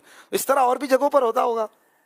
دیکھیے بات تو وہی ہے نا, آپ ٹریول کریں گے تو ہر چیز آپ کے مطلب کی تو نہیں ملے گی, تو بس شکوہ شکایت نہیں کرتے, اس کا فائدہ نہیں ہے, اس کا فائدہ نہیں. دیکھیں نا سفر میں تو یہ سب چیزیں ہوتی رہیں گی, کہیں بستر ملے گا, کہیں کھانا آپ کی پسند کا نہیں ملے گا, کوئی ایسا ہمراہی مل جائے گا. ابھی نگران شورا نے پچھلے دنوں بڑا پیارا جملہ کہا کہ میں ایک بار سفر میں تھا تو مجھے ایک ایسا بندہ ملا حرمین کے سفر میں کہ میں سمجھ گیا کہ میرا امتحان شروع ہو گیا ہے, یہ میرے لیے امتحان کے لیے آیا ہے. اتنی تکلیف تھی اس بندے سے, لیکن میں نے فوراً ایڈجسٹ کر لیا کہ اب یہ بھیجا ہی لگتا ہے میرے ٹیسٹ کے لیے. اللہ کرے یہ ذہن بن جائے کہ سفر میں آپ کا کوئی نہ کوئی ہمراہی بعض اوقات ایسا ہو سکتا ہے, تو یہ ذہن بن جاتا تو پھر نکل ماشاء اللہ. ہر بات میں ناظرین دیکھیں کچھ نہ کچھ سیکھنے کو بھی مل رہا ہے, اور ہمارے لیے یقیناً جو بھی بڑے ہوتے ہیں ان کی لائف میں ہمارے لیے سبق ہوتے ہیں. پھر دینی مذہبی ہمارے پیشوا ہوں تو ہمیں مذہب اور دین کی بھی باتیں, دنیا کے سلیقے سیکھنے کو ملتے ہیں. عائی صاحب, شورا میں آپ کیسے آئے؟ شورا میں آنے سے پہلے کیا کیا ذمہ داریاں آپ کے پاس رہیں دعوت اسلامی کی؟ دیکھیں میری جو دعوت اسلامی کی یوں سمجھے کہ تنظیمی کاموں کی شروعات تو یوں ہوئی کہ میں زیری ذمہ دار ایک مسجد کا رہا, درس دیتا تھا وہاں پر. مسجد مدینہ بالغان ہم کرتے تھے کلفٹن کے ایریا میں. پھر اس کے بعد PNT کالونی قریبی ایریا تھا. پھر اس کے بعد الحمدللہ ہمارے گھر کے قریبی ایک مسجد بن گئی جو آج ماشاءاللہ بڑی عالیشان مسجد, جامع مسجد فیضان جیلان. تو وہاں سے پھر ماشاءاللہ نگران شورا نے پک کیا اور انہوں نے مجھے مجلس بیرون ملک کا ایک رکن بنایا. میں رکن تھا اس زمانے میں. پھر اس کے بعد ایک وقت آیا تو جامعۃ المدینہ پاکستان کی مجھے ذمہ داری ملی. رکن شورا جو ہے وہ دعوت اسلامی کے, میں آپ کو عجیب بات بتاؤں ناظرین, کہ کسی کے ہاتھ میں نہیں ہوتا کہ وہ نامینیشن پیپر دے, ریکویسٹ دے کہ مجھے رکن شورا بننا ہے. اچھا. رکن شورا کو رکن شورا بننے سے 1 منٹ پہلے بھی نہیں پتا ہوتا کہ میں رکن شورا بننا ہوں. اچھا. اراکین شورا کا کوئی مشورہ ہوتا ہے اور وہ کسی کی کارکردگی دیکھ کر آپس میں مشورہ کرتے ہیں کہ کیا اس کو رکن شورا لینا ہے, اور پھر پوری شورا اس پر ووٹ دیتی ہے اور پھر جا کے یہ ڈیسائیڈ ہوتا ہے. اچھا. تو میں اتفاق ہے میں مدینہ پاک میں تھا اور شورا کا یہاں پر مشورہ تھا. تو میں جب سو کر اٹھا مدینہ پاک میں تو میرے موبائل پر پتہ نہیں کتنے سارے میسج, کہاں سے میسج, مبارک ہو. تو میں نے کس چیز کی مبارکباد دے رہے ہیں؟ تو کہا آپ رکن شورا بن گئے. تو میں نے کہا کوئی ٹی وی پہ اعلان کر دیا, اخبار میں آ گیا, کس نے کیا؟ بولے نہیں وہ مشورے میں فیصلہ ہوا ہے. بہرحال پھر میں نے رابطہ کیا تو پتہ چلا کہ ہاں یہاں مرکزی مجلس شورا کے مشورے میں. تو وہ میرا خیال ہے 2009 یا 2010 کی غالباً بات ہے جب یہ رکن شورا مجھے بنایا گیا تھا. ماشاء اللہ. رکن شورا بننے کے بعد اور اس کے آگے آپ نے دعوت اسلامی کی کئی شعبہ جات میں کام کیا. آپ کو سب سے زیادہ کس شعبے سے اٹیچمنٹ محسوس ہوتی ہے؟ اب تو FGRF سے ہوتی ہے. جب سے FGRF آیا, کیونکہ اس میں بڑا دعائیں ملتی ہیں اور جو لوگوں کی کیفیت ہے اور جو حالات ہیں, اور ماشاءاللہ میں نے دیکھا عوام کا بھی رجوع بہت زبردست ہے. FGRF کا کام کرنا ہے بڑا آسان. آپ کو دین کے لیے, بدقسمتی میں اس میں کہوں گا کہ دین کے لیے, مدارس کے لیے, طلباء اور علماء کے لیے اگر آپ ڈونیشن لیتے ہیں تو اتنا آسانی سے نہیں ملتا. تو یہ بھی تو دین کے سپاہی ہیں اور ان کی خدمت بھی بڑی بات ہے. لیکن نارملی ویلفیئر کے کاموں کے لیے ڈونیشن لوگ دنیا بھر سے دے رہے ہوتے ہیں. تو ہمیں الحمدللہ میں ہماری دعوت اسلامی نے یہی سکھایا, دارالفتہ نے یہی سکھایا کہ جو ڈونیشن جس کام کے لیے آئے گا وہی خرچ کریں گے. تو ہم FGRF کا ڈونیشن دعوت اسلامی کے دیگر کاموں میں نہیں لگا سکتے, تو پھر ہم وہی خرچ کرتے ہیں. تو چونکہ اب FGRF کے بعد آپ کا ویژن اور بڑا ہو گیا. اب ترکی اور شام میں جب زلزلہ ہوا تو میں وہاں گیا تو بڑا قریب سے اس ڈیزاسٹر کو دیکھنے کا موقع ملا. دعوت اسلامی نے بہت بڑے کام کیا. ابھی میں پچھلے دنوں جارڈن فلسطین کے لیے گیا تھا. ہمارے سامنے فلسطین کی پہاڑیاں تھیں, ہم بالکل قریب پہنچ گئے تھے مگر جا نہیں پا رہے تھے. لیکن یہ کہ وہاں کے لیے بہت بڑے پلانز ہیں. انشاءاللہ ان قریب دنیا دیکھے گی کہ دعوت اسلامی وہاں کیا کرے گی انشاءاللہ. ماشاءاللہ. آپ نے درس نظامی بھی کیا ہے ماشاءاللہ. اتنی بڑی دعوت اسلامی کی ذمہ داری کے ساتھ آپ نے درس نظامی شورا میں آنے کے بعد کیا, پہلے کیا؟ کس ایج میں آپ فارغ التحصیل ہوئے, فاضل ہوئے؟ درس نظامی جو میں نے کمپلیٹ کیا تھا if I'm not wrong تو 2002 یا 2003 میں نے کمپلیٹ کر لیا تھا. مطلب بڑی ایج میں کیا؟ ہاں بالکل, میری شادی بھی ہو گئی تھی. میں نے اس کے بعد درس نظامی کیا اور وہ آلموسٹ 30 ایئرس کے تھے آپ؟ ہاں سمجھ لیں 27-28 سال کی عمر میں نے کیا ہوگا اور 24-25 سال کی عمر میں شروع کیا ہوگا. اچھا. وہ ہمارے یہ بھی ایک اسلامی بھائی نے ماشاءاللہ ان کو جزائے خیر دے, ان کو شوق تھا, مجھے تو شوق ایسا نہیں تھا. وہ کہتے ہیں رات کی کلاس شروع ہوئی ہے. اس زمانے میں جامعۃ المدینہ کا اتنا وہ نہیں تھا نا, بوم نہیں تھا. کچھ تھے جامعۃ المدینہ, وہ دن کے تھے, رات کے تو تھے ہی نہیں. ہم کاروباری لوگ تھے, ہمارے پاس رات کو ٹائم ہوتا تھا. تو وہ اسلام میں مجھے گھر سے اٹھاتے تھے اور گاڑی میں لے کے جاتے تھے. اچھا. روزانہ ہم کلفٹن میں رہتے تھے, میں کلفٹن میں رہتا تھا, وہ لائٹ ہاؤس پہ رہتے تھے اور کلاس ہوتی تھی جمشید روڈ پہ. وہ مجھے کلفٹن سے پک کرتے, جمشید روڈ لے جاتے اور روز واپس چھوڑتے. میں نے کہا بھائی مجھے لینے آؤ گے تو میں جاؤں گا, ورنہ میں نہیں جاؤں گا. بڑے نخرے تھے میرے. اچھا 1-2 مہینے شاید وہ ساتھ چلے, 2 مہینے بعد ان کو تو سمجھ ہی نہیں پڑی. وہ کہہ رہی ہے دربا یدربو اور یہ بڑی مشکل گردانے مجھ سے نہیں ہو رہی. اچھا. مجھے مزہ آنے لگ گیا. اچھا ہمارے اب اللہ پاک مفتی صاحب کو غریق رحمت فرمائے, استاد صاحب کمال تھے نا, مفتی امین صاحب جو نگران شورا کے بھی استاد ہیں, شہزادہ حضور نے بھی ان سے پڑھا ہے. تو انہوں نے پتہ نہیں میرے اندر کیا بھانپ لیا, انہوں نے مجھ سے سمجھ لیا کہ ایسے دوستی کر لی. بولا آپ نے نہیں جانا ہے. اب میں اپنی گاڑی میں آنے لگ گیا کیونکہ اب وہ تو نہیں آتے تھے. بس وہ کنٹینیو کیا. پھر ماشاءاللہ انہوں نے دارالمنجدیہ میں داخلہ کروا دیا, خامسہ میں. پھر وہاں دورہ حدیث کیا. اس طرح یہ سارا ہو گیا. الحمدللہ. یہاں میں دعوت اسلامی کی ایک اور خوبصورتی بتاتا ہوں. دعوت اسلامی کا ویژن اور امیر اہل سنت کا چاہتا ہے دل. امیر اہل سنت سے پیار تو شروع سے تھا, اور اس زمانے میں اب مجھے سمجھ آنا لگ گئی کہ بھائی اب دستار فضیلت ہوتی ہے, امیر اہل سنت اپنے ہاتھوں سے مدنیوں کی امامہ باندھتے ہیں. تو میں نے کہا یار یہ تو میں تو رہ جاؤں گا, میں تو کسی اور جامعہ میں کروں گا. تو میں دور حدیث سے پہلے امیر اہل سنت کے پاس آیا. میں نے کہا حضور میں دور حدیث جو ہے نا جامعۃ المدینہ میں کروں گا, کیونکہ میں مدنی بننا چاہتا ہوں اور مجھے جو ہے نا دستار فضیلت آپ کے ہاتھ سے کروانی ہے. اچھا, تو امیر اہل سنت کا ذہن دیکھیں, اس زمانے کی بات کر رہا ہوں, حالانکہ آپ سوچیں یہ میں بات کر رہا ہوں 20 سال پرانی. آپ فرماتے ہیں بیٹا اگر آپ دور حدیث یہاں کرو گے تو ان جامعہ والوں کو کیا لگے گا کہ پڑھا سارا ہمارے پاس اور دور حدیث وہاں کرنے چلے گئے. بیٹا وہیں دور حدیث کریں, اس میں ہی دعوت اسلامی کا فائدہ ہے. اور الحمدللہ میں نے وہیں کیا. البتہ یہ کہ پھر دستار امیر علیہ سنت شفقت سے پھر باندھی تھی, انہوں نے بھی باندھی, وہاں بھی دستار فضیلت. الحمدللہ ماشاء اللہ. مدنی چینل کے بھی آپ نگران ہیں, جو شعبہ جات آپ کے پاس ہیں. مدنی چینل امپلائیز کے حساب سے شاید وہ شعبہ ہوگا جس میں سب سے زیادہ آپ کے پاس جو ڈپارٹمنٹس ہیں امپلائیز کی تعداد کے لحاظ سے. نہیں ایسا نہیں ہے. میں اب تو ایچ آر کا بھی ہیڈ ہوں, تو ساری دعوت اسلامی کے چیز جو ہیں دیکھا جائے تو ایچ آر کے تحت آ جاتے ہیں. لیکن میں اس سے پہلے جامعۃ المدینہ کا بھی ذمہ دار رہا ہوں. تو جامعۃ المدینہ میں تو بہت سارے ہزاروں مدرسین ہیں, اور اب بھی اگر میں دیکھوں تو فیضان آن لائن اکیڈمی ہے جس کے میرا خیال ہے 3000 سے زیادہ امپلائیز ہیں. تو اس کی ذمہ داری میرے پاس ہے, اسلامی بھائی اور اسلامی بہنیں ملا کے. تو اور بھی کافی سارے شعبہ جات ہیں. تو سر دست تو ذہن میں یہ آ رہا ہے کہ میرے پاس جو شعبہ جات ہیں ان میں شاید اچھا مجلس بیرون ملک کی ذمہ داری میرے پاس ہے. تو اگر دنیا بھر کے امپلائیز اگر ہیں تو وہ بھی اس طرح ہمارے اس میں آ جاتے ہیں. تو اللہ کی رحمت ہے, تقریباً 16-17 شعبہ جاتے ہیں. نارملی اس طرح کی گفتگو پوڈ کاسٹ وغیرہ لائیو نہیں ہوتی, لوگ جو ہے وہ کوششیں کر کے پھر بہت سارے ٹائم کے بعد آتا ہے. یہ لائیو ہو رہا ہے, کالز بھی کافی ہیں اور میسیجز, اور آپ نے سوالات بھی مجھے پہلے نہیں بتائے تھے. سوالات تو ہمارا کوئی ڈسکشن ایک دو چیزوں کے علاوہ ہوا ہی نہیں ہے, اور آج انشاءاللہ ہم ٹائم دیں گے آئی صاحب کے ساتھ. کچھ آپ رہیے, سحری بھی کرتے رہیے, ایک دو کالز لے لیتے ہیں. چلیں. سبحان اللہ, ماشاء اللہ. آج نور سحر میں حاجی عبدالحبیب تشریف لائیں. سبحان اللہ, ماشاء اللہ, دل بڑا خوش ہوا. آئی صاحب کو دیکھتے ہیں تو ماشاء اللہ مدینے کی یادیں آ جاتی ہیں. الحمدللہ آئی صاحب سے ایک مرتبہ مدینہ شریف میں ملاقات بھی ہوئی. آئی صاحب یہ آپ سے عرض کرنی تھی کہ ماشاء اللہ آپ نے پہلا حج کس سن میں کیا, اور آپ ماشاء اللہ کتنے بھائی ہیں, اور جو اور آپ کے بھائی ہیں وہ بھی مدنی ماحول میں ہیں. ہمارے لیے خاص طور پر دعاؤں کی درخواست ہے. دعائے مدینہ, دعائے مغفرت سب گھر والوں کے لیے بالخصوص حاضر مدینہ کی دعاؤں کی درخواست ہے. حج کب کیا پہلا؟ دیکھیں یوں تو حج پر میں 6-7 سال کی عمر میں گیا تھا. اچھا, اس کی بھی کوئی یادگار گھر والے بتاتے تھے, لیکن ظاہر مجھے تو یاد نہیں ہے. وہ مجھے گود میں اٹھا کے سمجھ لے گئے ہوں گے, اور اسی بنا پر جو ہے نا مجھے حاجی کہنا شروع کر دیا تھا خاندان والوں نے. اچھا, حالانکہ ظاہر بالغ ہونے کے بعد جو حج فرض ادا ہوتا ہے, حاجی تو بن گئے تھے نا ہمارے نفلی صحیح. اب بس وہ نام پڑ گیا اس زمانے میں. اسکول میں بھی اسی وجہ سے پھر میرے ڈاکیومنٹس میں حاجی لکھا جانے لگا. لیکن جو ہے وہ جو ہوش و حواس میں یا بلوغت کے بعد جو میں نے حج کیا, جو مجھے یاد پڑتا ہے 1994 میں حج کیا تھا, جو وہ پہلا حج تھا میرا, اور جو الحمدللہ فرض حج ہم نے ادا کیا. اور دوسرا سوال, ہم 2 بھائی ہیں, اور وہ جو ابو کے ساتھ ویل چیئر پر ساتھ تھے وہی میرے دوسرے بھائی ہیں. اس طرح تو ماحول میں نہیں ہے. آپ دعا کریں کہ وہ بھی دعوت اسلامی کے دینی ماحول میں اور اچھے انداز سے آ جائے. البتہ میری بڑی مدد کی انہوں نے. دعوت اسلامی کے بہت سارے کاموں میں میرے یوں مددگار بنے کہ کاروبار وہ سنبھالتے رہے, اور مجھے کہتے تھے, میرے بھائی کا ایک جملہ مجھے بڑا پسند ہے کہ میں جس زمانے میں بالکل مجھے انہوں نے کہا نا کہ اب آپ کاروبار نہ کریں, آپ دعوت اسلامی کو دیکھیں, تو میں کبھی کبھی 1-2 دن مسلسل آفس چلا جاتا تھا. تو کہتے بھائی جان خیریت تو ہے, یہ واپس کیوں آ رہے ہو ادھر, آپ جاؤ نا بھائی دعوت اسلامی کا کام کرو, ہمیں نا ادھر. تو وہ جو سپورٹ تھا. اچھا پھر مزے کی بات یہ کہ جو میں کہا کرتا ہوں لوگوں کو کہ میرے والد صاحب نے ایک اور سسٹم یہ بنایا تھا کہ جب مجھے انہوں نے دعوت اسلامی کی طرف بھیجا نا, تو یہ نہیں تھا کہ بھائی اب مولوی بنے گا تو اس کو تھوڑے سے پیسے دے دیں گے. انہوں نے مجھے کمپنی کا پارٹنر رکھا. جو میرا بھائی کام کرتا تھا یا اب بھی وہ کرتا ہے, یا والد, وہ جو ان کو حصہ ملتا تھا وہ مجھے پورا حصہ ملتا تھا, بلکہ اس کے علاوہ مجھے ایکسٹرا ملتا تھا. وہ ایکسٹرا کیا ملتا تھا کہ وہ کہتے تھے آپ دنیا میں جو ٹریول کریں گے نا, وہ بھی اپنی جیب سے نہیں دیں گے, کمپنی سے لیں گے. آپ دعوت اسلامی سے ایئر ٹریول کے پیسے بھی نہیں لیتے؟ نہیں الحمدللہ بالکل نہیں لیتے. ماشاءاللہ. آپ کے جو بھائی ہیں وہ بھی جو آپ نے فرمایا اپنی جگہ پر, لیکن پکے عاشق رسول, اور ماشاءاللہ پکے سنی, دعوت اسلامی کے لیے تن من دھن کو سامنے رکھنے والے اور پیش کرنے والے, نو ڈاؤٹ.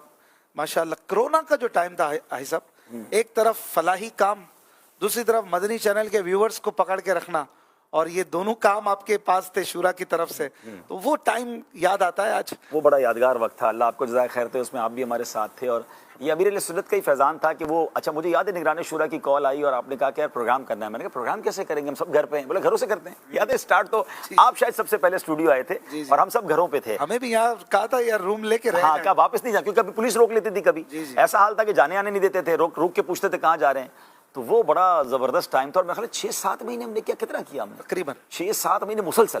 اللہ اکبر. ناظرین میرا خیال ہے شاید یہ مدنی چینل کا واحد پروگرام ہوگا جو کنٹینیو اتنی ایپیسوڈ, اس کو دیکھیے گا یوٹیوب, اس کا نام ہی دلوں کی راحت تھا. اور اس نے واقعی جوڑ کے رکھا. امیر اہل سنت تھے, نگران شورا تھے, ہمارے اشفاق بھائی تھے, مجھے بھی اس خدمت کی سعادت ملی. تو بڑا مزہ, ہماری تو روز ملاقات ہوتی تھی. ہم تو یہ سوچتے تھے کہ گھر بیٹھے امیر اہل سنت سے باتیں ہو رہی ہیں, وہ بھی لائیو پہ ہوتے تھے, ہم بھی لائیو ہوتے تھے, اور بہت دنیا بھر کی کالیں آتی تھیں. اور الحمدللہ اس کے بعد پھر ویلفیئر کے کام شروع ہو گئے.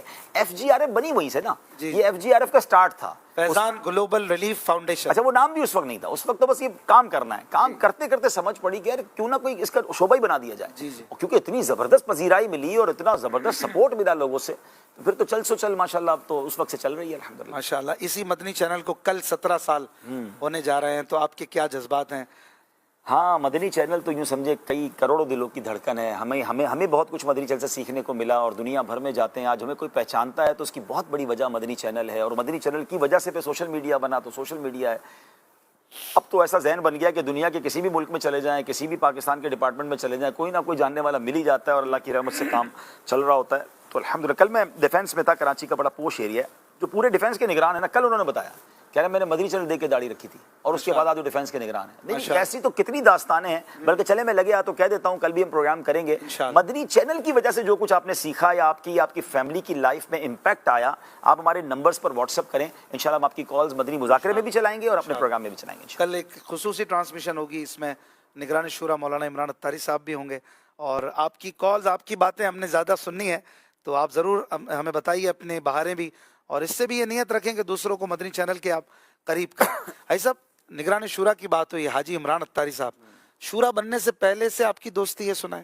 جی نگران شورا ہمارے اچھے دوستوں میں سے تھے. ہم ساتھ یوں سمجھے کہ کرکٹ بھی ہم نے کھیلا ہے. اچھا. ہاں, اور ہم آپس میں دوست ہیں نا, کیونکہ حاج صاحب یوں سمجھے کہ ماحول میں اس طرح بعد میں آئے نا. میں تو بچپن سے یوں ماحول میں تھا, لیکن ماشاءاللہ آتے ہی وہ تو پھر اللہ نے ان کو مقام دے دیا. لیکن جب ہم نگران شورا کراچی کے نگران بنے تھے, ابھی نگران شورا نہیں بنے تھے, اور اس طرح تنظیمی کاموں میں ایکٹیو ہوئے تھے نا, تو ہم اس وقت ایکٹیو نہیں ہوئے تھے. ہم اسلامی بھائی بھی تھے, اور ساتھ کھانا پینا, کھیل کود, کرکٹ شرکٹ سب ساتھ چلتے تھے. ایسی ذمہ داری نہیں تھی.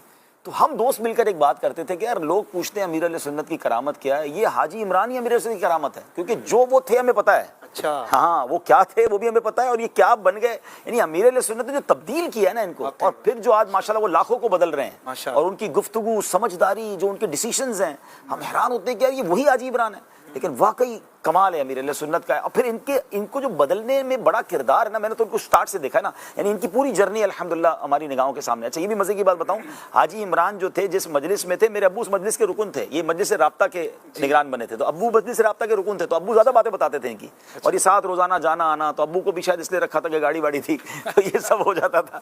تو بہرحال ان کا بڑا پیار تھا حاجی عمران سے, اور اب بھی ہے ماشاءاللہ. حاجی صاحب بھی ابو کے لیے بہت اچھے الفاظ سے کرتے ہیں. حاجی عمران کے والد صاحب میرے والد کی طرح. لیکن حاجی عمران کا میں نے ایک بات دیکھی کہ وہ میں نے بہت غور سے دیکھا ان کی لائف کو, یعنی پوری جرنی جو نگران شورا کی ہے نا, اس جرنی میں ایک چیز نے ان کو جو بدلا ہے نا, وہ امیر علیہ سنت کی محبت ہے. وہ فرام دا ڈے ون وہ امیر علیہ سنت سے والہان, یعنی ہم سیکھا ہے, یقین کریں میں نے خود سیکھا ہے, اور کروڑوں نے سیکھا ہے. مرشد سے پیار کیسے کرنا ہے, مرشد کی بات فائنل ہے, اور اپنی عقل نہیں چلانی وہاں پر. یعنی میں کئی موقعوں پر, ہم تو اس وقت تو اتنے سمجھدار اب بھی نہیں ہے, لیکن اس وقت تو بالکل بھی نہیں تھے, تو ہم بحث کرتے تھے. تو وہ جس طرح سمجھاتے تھے نا, اچھا دوست تھے تو تھوڑی بحث بھی کرنے کی اجازت مل جاتی تھی, تو وہ پیار سے سمجھاتے تھے کہ نہیں یوں یوں. پھر اس کے بعد ماشاءاللہ جو انہوں نے بیانات کا سیکوینس کیا نا, کہ مرشد کے اوپر جو انہوں نے 26ویں کے جو بیانات, وہ گیم چینجر تھا دعوت اسلامی کا.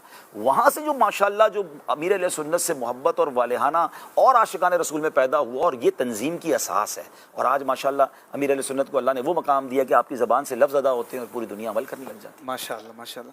حاجی صاحب یہ سوال کیا جاتا ہے خاص طور پر, جیسے کہ آپ ایک بڑی منصب پر ہیں, یا آپ لوگ اتنا چندہ کیوں مانگتے ہیں, اتنا زیادہ چندہ پھر لوگوں کو لگا دیا آپ نے. تو ویسے پاکستان میں بھکاری بہت زیادہ ہے, دنیا بھر سے ہمیں بیکلیش آ رہا ہے, اور آپ نے بھی یوں کہتے ہیں کہ بھائی بھکاری بنا دیا ہے, تو کیا ایسا ہی ہے واقعی؟ دیکھیں دعوت اسلامی میں کتنے لوگ چندہ کرتے ہیں، اگر آپ غور کریں دعوت اسلامی تو ملینز لوگوں کی تحریک ہے، الحمدللہ. اور دعوت اسلامی کے اگر 40,000 امپلائیز ہیں تو سارے چندہ نہیں کرتے. اگر یہ بار بار کہتے ہیں نا کہ جو باہر ڈبے لگے ہوئے ہیں یا باکسز لگے ہوئے ہیں، تو چونکہ میں اچار کا نگران ہوں، میرا خیال ہے پورے پاکستان کے تمام اس مجلس کے اراکین 2,000 کے قریب ہوں گے جو کام کر رہے ہیں. صحیح. اب 2,000 افراد 25 کروڑ کے ملک میں 2,000 افراد ہیں جن کا کام باکس جا کے کھولنا ہے. باکس لگائیں گے تو کھولنے والا بھی تو کوئی چاہیے نا. اچھا اگر اس کو پازیٹیولی لیں تو وہ 2,000 لوگ کون ہیں؟ وہ بھی غریب لوگ ہیں، ان کو جاب مل گئی ہے، ان کو جاب مل گئی، وہ جاب کر رہے ہیں. اب دعوت ان کو ٹارگٹ ہوتا ہے باکس نہیں بھرے گا تو آپ کو سیلری نہیں ملے گی. ان کا باکس بھرنے سے کوئی تعلق نہیں، ان کو باکس کھولنے سے تعلق ہے. وہ پر باکس جتنا کھولے 10 روپے نکلے یا 1000، ہاں ان کا اتنا ہی، لاکھ روپے میں زیادہ نہیں ملے گا، کم پہ کم نہیں ملے گا. ان کی ٹائمنگز ہے، کچھ لوگ ٹائم کے اجیر ہیں، کچھ لوگ کام کے اجیر ہیں. ٹھیک ہے نا. اب دعوت اسلامی کی اگر 40,000 امپلائیز ہیں، اس میں سے 2,000 لوگ وہ ہیں جن کا یہ کام ہے، تو باقی 38,000 تو دین کی خدمت کر رہے ہیں نا. میجورٹی تو اس کی کیلکولیشن تو کریں، آؤٹ آف 40,000 2,000 بنتے کتنے ہیں؟ 5%.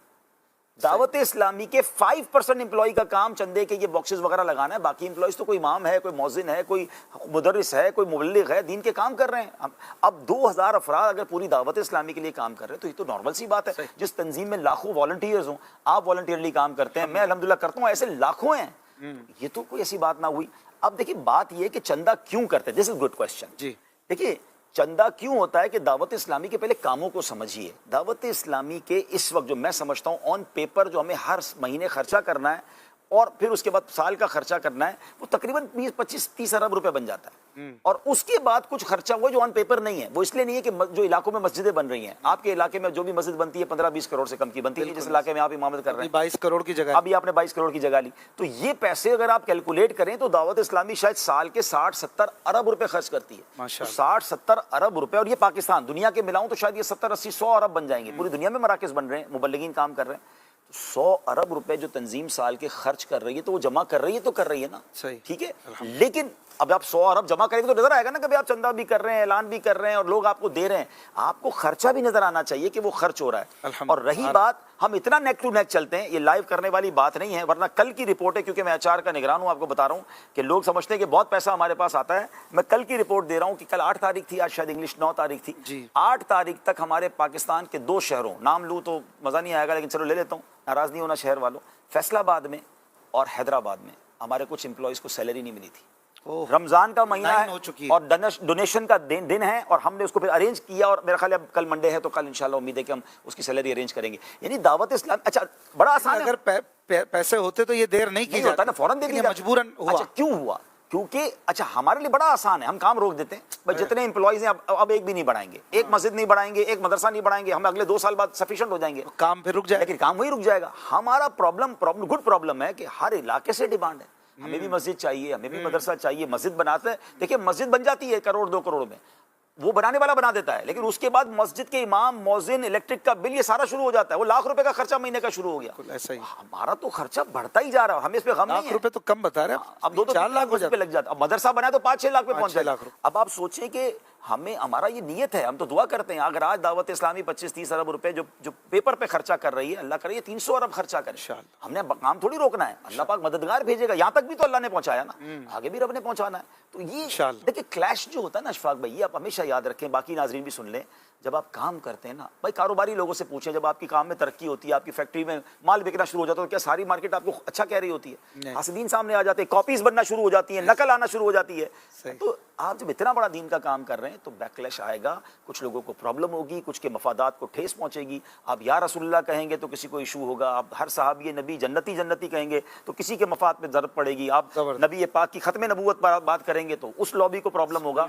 یہ تو جتنا کام بڑھے گا پرابلم آئے گا. دل بڑا رکھنا ہے اور کام کیے جانا ہے. ماشاء اللہ. بھائی صاحب، یہ مگر یہاں پر یہ سوال میں ایڈ کرنا چاہوں گا کہ کیا جو آپ کے امپلائیز ہیں، ہمارے امپلائیز ہیں، ان کو ٹارگٹ دیا جاتا ہے کہ آپ نے اگر چندہ نہیں کیا تو آپ کی کارکردگی پر یا آپ کے جو بھی جاب اسکیل ہے، سیلری اسکیل ہے، اس پہ کوئی فرق پڑتا ہے، یا ایک ترغیب کے طور پر ہوتا ہے کہ آپ سب بھی کوشش کریں، جیسے والنٹیئرز کر رہے ہیں آپ بھی کریں؟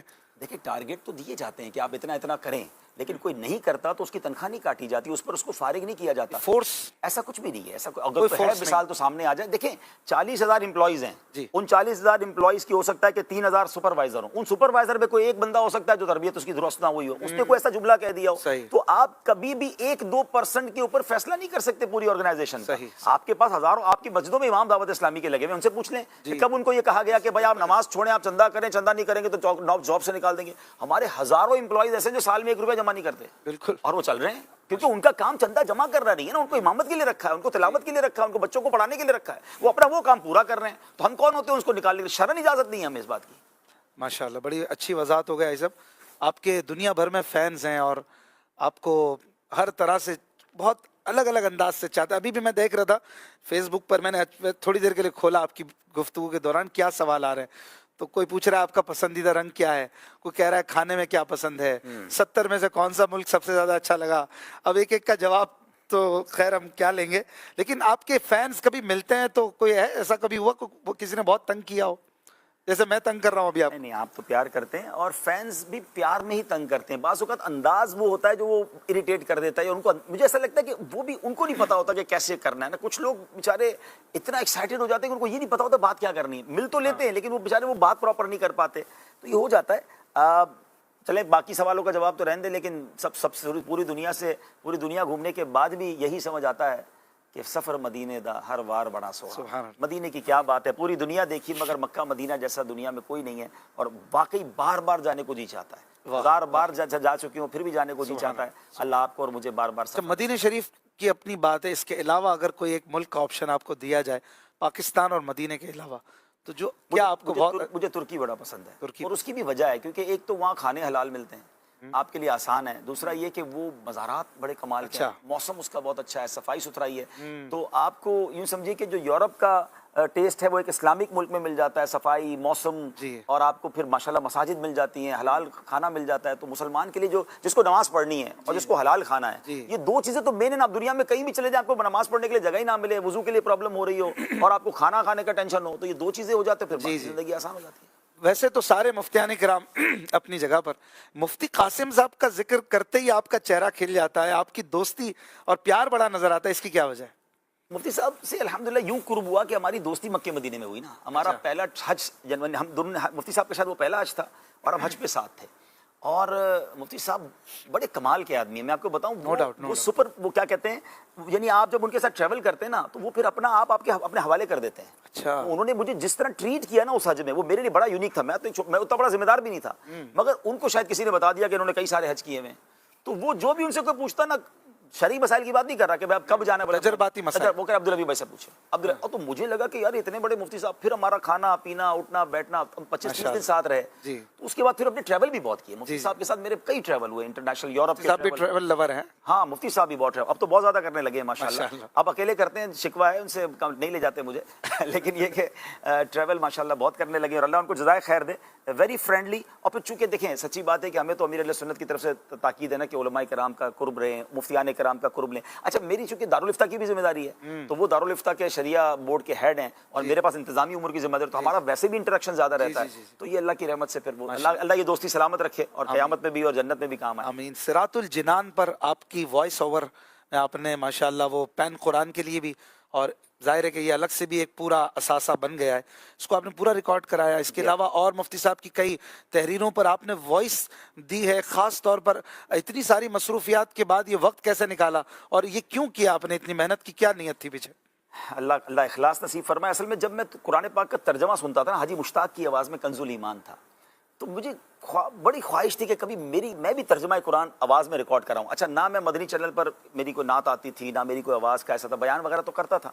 تو مجھے اچانک پتا چلا کہ مدنی چینل کی مجلس کو ایک ایسی وائس کی تلاش ہے کہ جس میں کنز الایمان کا ترجمہ ریکارڈ ہونا ہے. پہلے کنز الایمان ریکارڈ ہوا. صحیح. تو اسد بھائی اس کی, اچھا اتفاق ہے مجلس کی ذمہ داری میرے پاس تھی, تو میں نے اسد بھائی کو کہا دیکھیں میں نگران ہوں اس لیے نہیں, آپ میرا سیمپل لیں وائس کا, اور آپ جہاں سے بھی چیک کروائیں 3-4 جو بھی آپ کے ہوں, آپ مجھے بھی موقع دیں, اگر میں پاس ہو جاؤں تو میری آواز ٹیکنیکل چیک کرو. ہاں, مجھے اگر آپ موقع دیں گے تو میں کرنا چاہتا ہوں. اچھا. تو باقاعدہ انہوں نے مجھ سے وائس لی, پھر انہوں نے مشورے کیے, میرے بغیر مشورے کیے, اور انہوں نے کہا کہ آپ کی وائس ہم نے اپروو کی, آپ کنز الایمان ریکارڈ کرائیں. کنز الایمان شریف ریکارڈ کرایا تو بڑا مزہ آیا کہ یار میں مجھ جیسے حقیر کی آواز میں اتنا بڑا ترجمہ, اور پھر لوگوں نے سننا شروع کر دیا, مدنی چینل پر چلنا شروع ہو گیا.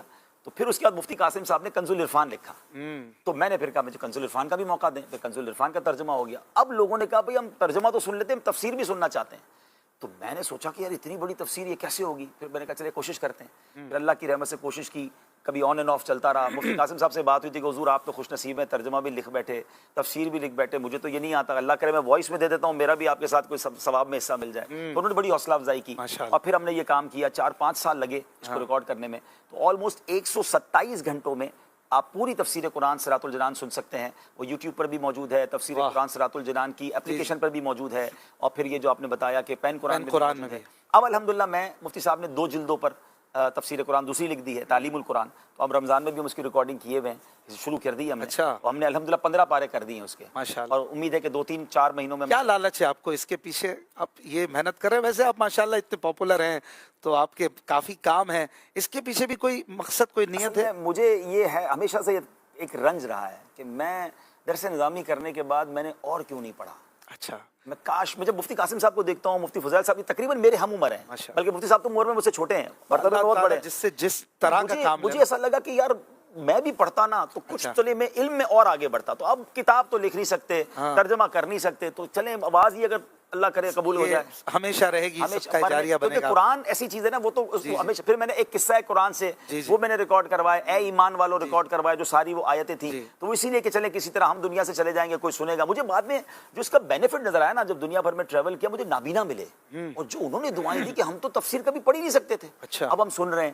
کئی وہ لوگ ہیں جن کو اردو پڑھنا نہیں آتی، کئی ممالک کے وہ لوگ ہیں جو اردو سمجھ سکتے ہیں، پڑھ نہیں سکتے، تو ان کو بڑا فائدہ ہونے لگ گیا۔ تو الحمدللہ اس کی بنا پر اب بڑی خوشی ہونے لگی کہ لوگ سن رہے ہیں، اللہ کرے میرے لیے صدقہ جاریہ بن جائے۔ ایسا کنز العرفان کی بات ہوئی، میں ایک سوال کروں گا۔ امیر علیہ سنت فرماتے ہیں دعوت اسلامی فیضان اعلیٰ حضرت ہے، الحمدللہ جتنا اعلیٰ حضرت مدنی چینل پہ ہم کرتے ہیں کہاں ہوگا، لیکن کسی کو سوال یہ پیدا ہوتا ہے کنز الایمان کے ہوتے ہوئے کنز العرفان کی کیا ضرورت پیش آئی؟ مفتی قاسم صاحب نے ایک ترجمہ کیا، کنز الایمان تھا نا سنیوں کے پاس۔ دیکھیں یوں تو پھر اعلیٰ حضرت نے بہت سارے فتاوا کی کتابیں لکھی، اس کے بعد پھر فتوے بھی بند کر دینے چاہیے تھے۔ حدیثوں کی بہت ساری شرح ہو چکی ہے، آج بھی بخاری شریف کی شرح ہو رہی ہے، آج بھی سیاستہ کی شرح ہو رہی ہے، وہ بڑے بڑے امام تھے جنہوں نے کی۔ زمانہ بدلنے کے ساتھ ساتھ بہت چیزیں انڈرسٹینڈ کرنا مشکل ہو جاتا ہے۔ جنہوں نے کنز الایمان پڑھا ہے اور جنہوں نے کنز العرفان پڑھا ہے، فرق انہیں سمجھ آئے گا۔ جنہوں نے نہیں پڑھا نا، وہ پھر شاید ان کو پتہ نہیں چلے گا کہ یہ پورا کا پورا فیضان کنز الایمان ہی ہے، مگر کنز الایمان کے جو مشکل الفاظ تھے، مفتی صاحب نے تو اس کے اسٹارٹ میں لکھا ہے کہ میں نے یہ ترجمہ قرآن اعلیٰ حضرت کے کنز الایمان کے فیضان کے ذریعے ہی لکھا، اور اسی کو آسان کرنے کی تسہیل کی ہے۔ اور پھر آج کی اردو میں، وہ پرانی 100 سال پرانی اردو میں اب بھی کئی الفاظ ہیں جو ہم جیسے لوگوں کو سمجھنا مشکل تھے، وہ آسان ہو گئے ماشاءاللہ۔ آپ بیانات میں جب کنز العرفان بیان کر رہے ہیں تو بہت ایزیلی چیزوں کو سمجھا پاتے ہیں، تو الحمدللہ اعلیٰ حضرت کے بغیر تو ہم کچھ بھی نہیں ہیں۔ اور اعتراض کرنے والا سوچے کہ مقصد کیا ہے، لوگوں کو سمجھانا یا صرف کنز الایمان سے عقیدت؟